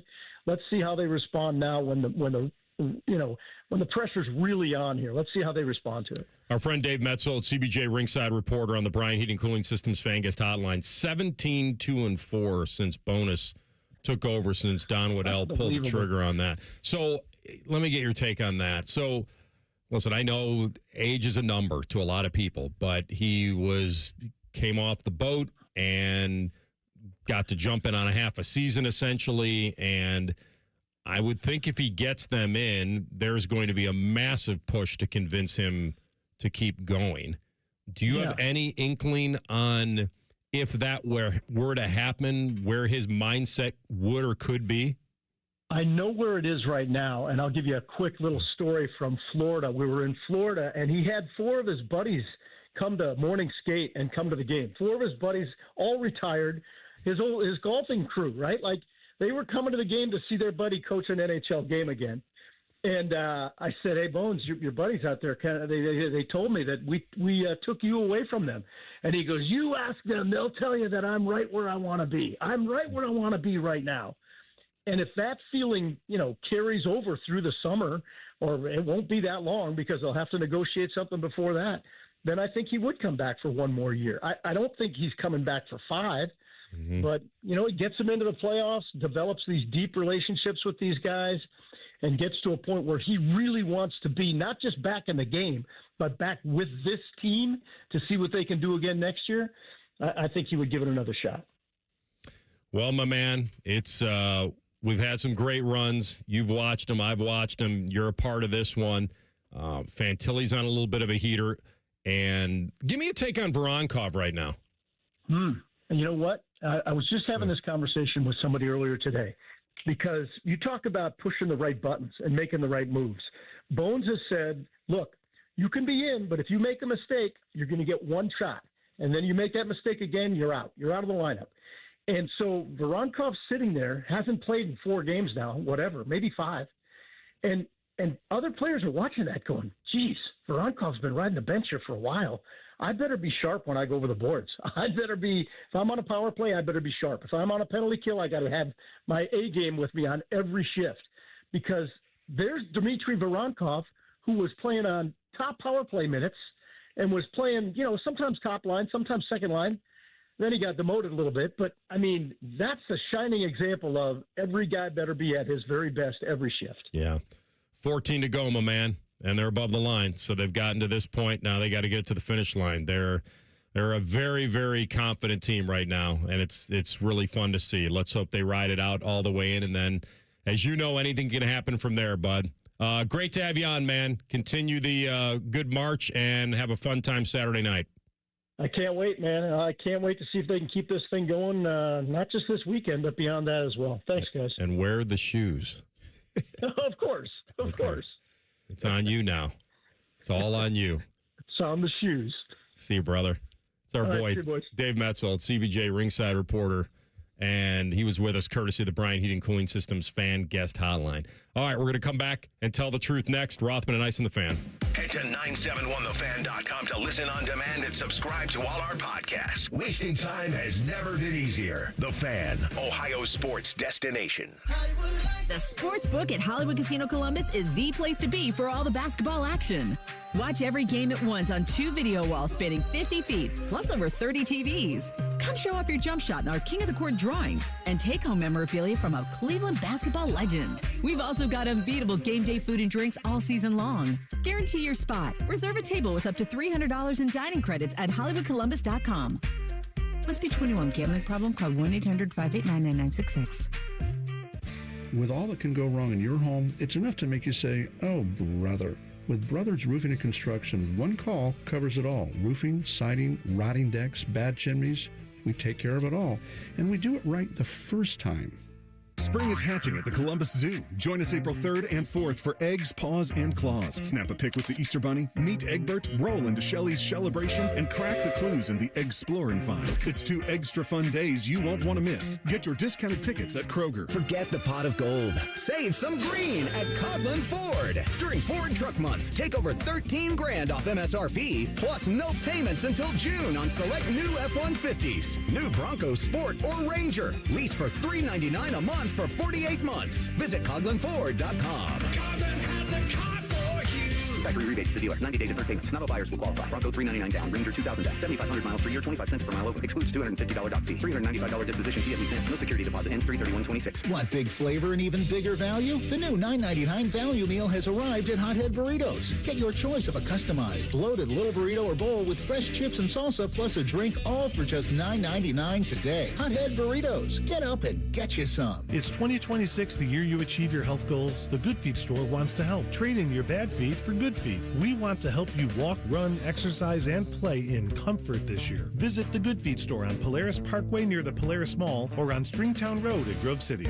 Common Man and Bob Capace here for Worthington Jewelers. Bobby, it's bridal sale time. Our annual spring bridal sale is March 10th through the 21st. Buy one and get one 50% off on all bridal jewelry. And don't miss the weekend trunk shows featuring the latest styles from the top designers. And Bobby, if custom is the choice, you're the man for that. Absolutely. Let us make the ring of your dreams. Check out our custom ring builder at worthingtonjewelers.com, where Columbus gets engaged.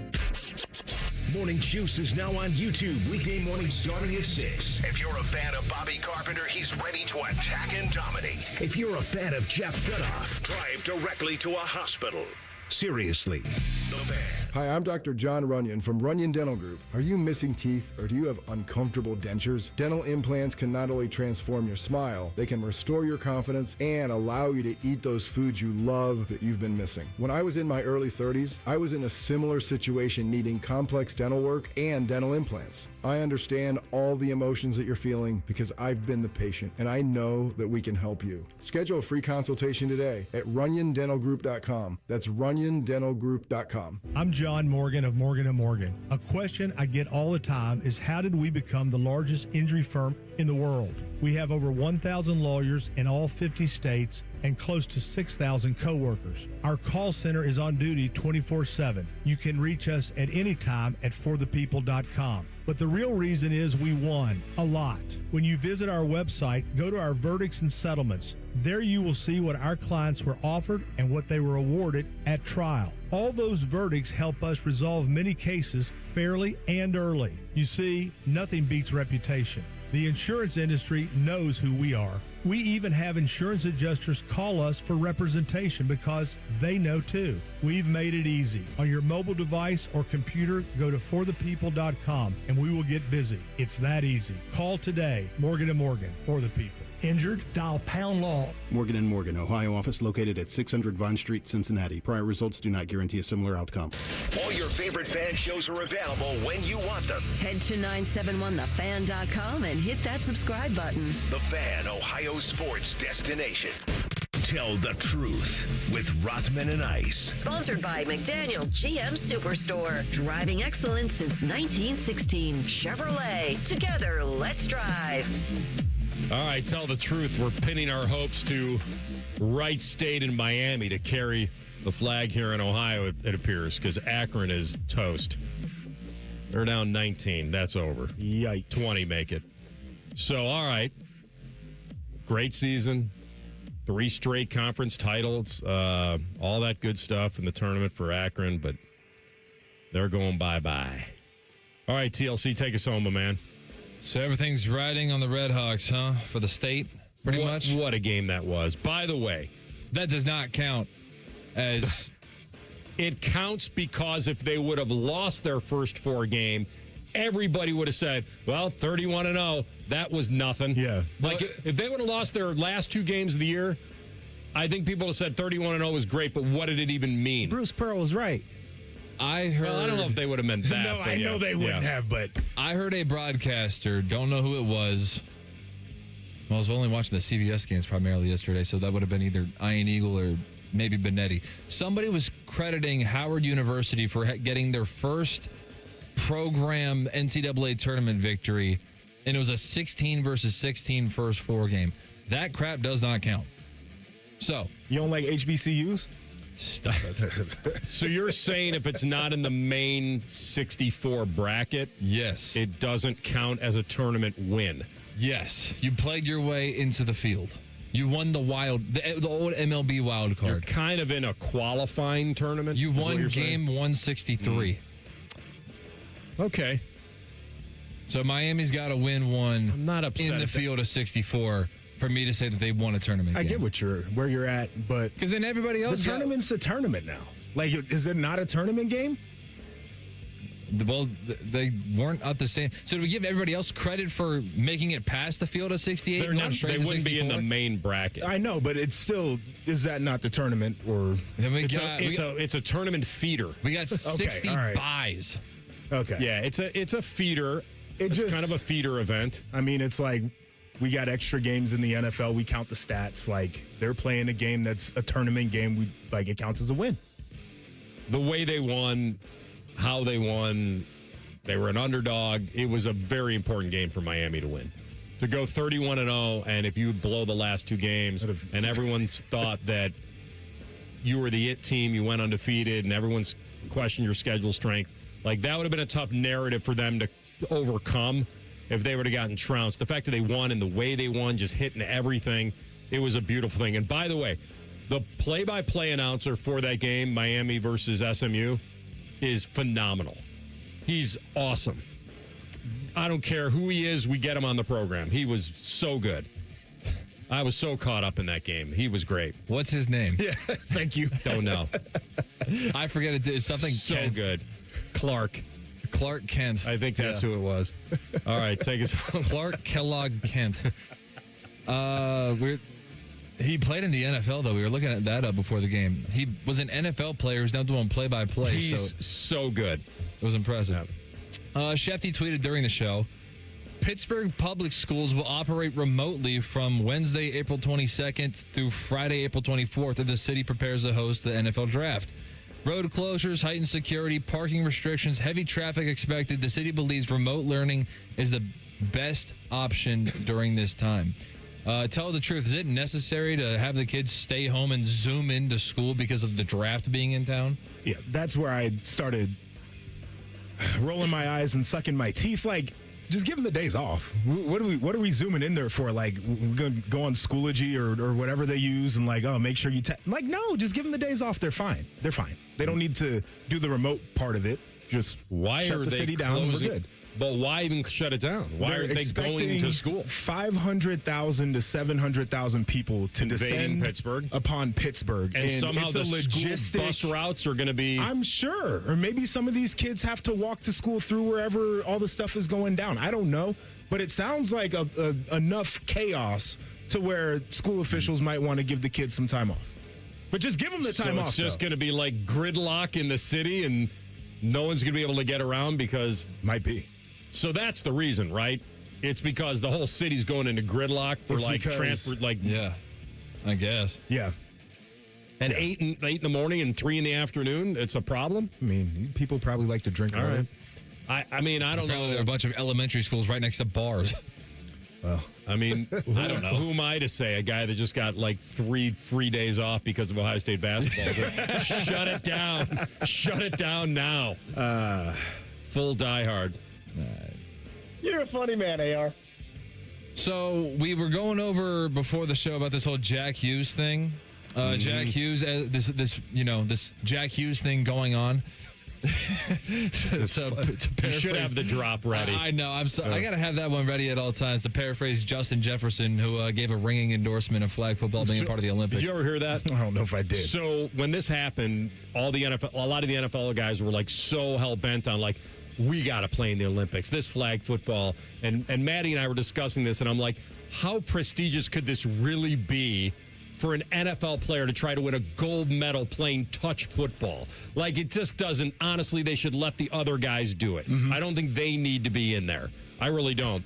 And what proved my point on the lack of prestige was when Justin Jefferson said this flag thing that's going on. This flag thing that's going on. He didn't even pitch it as like a great, like it's its own sport that deserves the prestige of a gold medal. He was at the podium giving a press conference. JJ, do you want to play for a gold medal in the Olympics? This flag thing that's going on. That's so sure, good. Why not? That's so good. The funny thing is, though, he was like trying to be an ambassador. Yeah. Like he was giving a press conference talking about why NFL players should be participating in this. It's the exact reason why they shouldn't. And he couldn't be describing this in any more boring fashion. It's the reason why they shouldn't. That's going on. Let the normal guy try to win a gold medal in flag football. I don't need one of the best NFL receivers going out there to run circles around. They should just give gold medals to the Super Bowl champs anyway. World champs, give them a gold medal. It's such an automatic gold.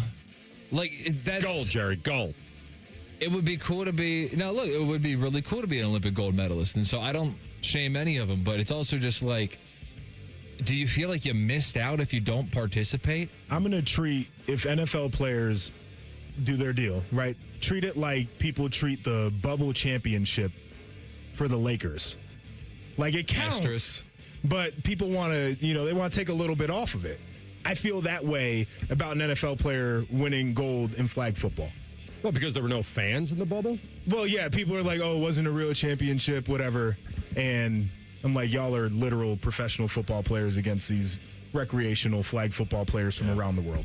What are we doing? Anyway, so Jack Hughes, he gets the golden goal to help the USA get their gold medal in hockey, not flag football. But he gets the gold medal goal. And he was asked after that game about where's the puck? Do you have it? And he goes, I honestly don't know where the puck went. I know who doesn't have it is me. I sure as hell don't have it. And so then he was followed up with and asked about it again. And he said, I'm trying to get it That's BS that the Hockey Hall of Fame has it, in my opinion. Why would they have that puck? Because it was Team USA. Just because you scored the goal doesn't make it your puck. Like, honestly, I feel like wouldn't he want it at the Hockey Hall of Fame? I find that a weird hill to die on. I think it looks even crazier that it's him, like, politicking for it. And then he's like, but I don't even want it for me. I just want to give it to my dad to kind of, like, soften the way it looks that he's begging for this puck.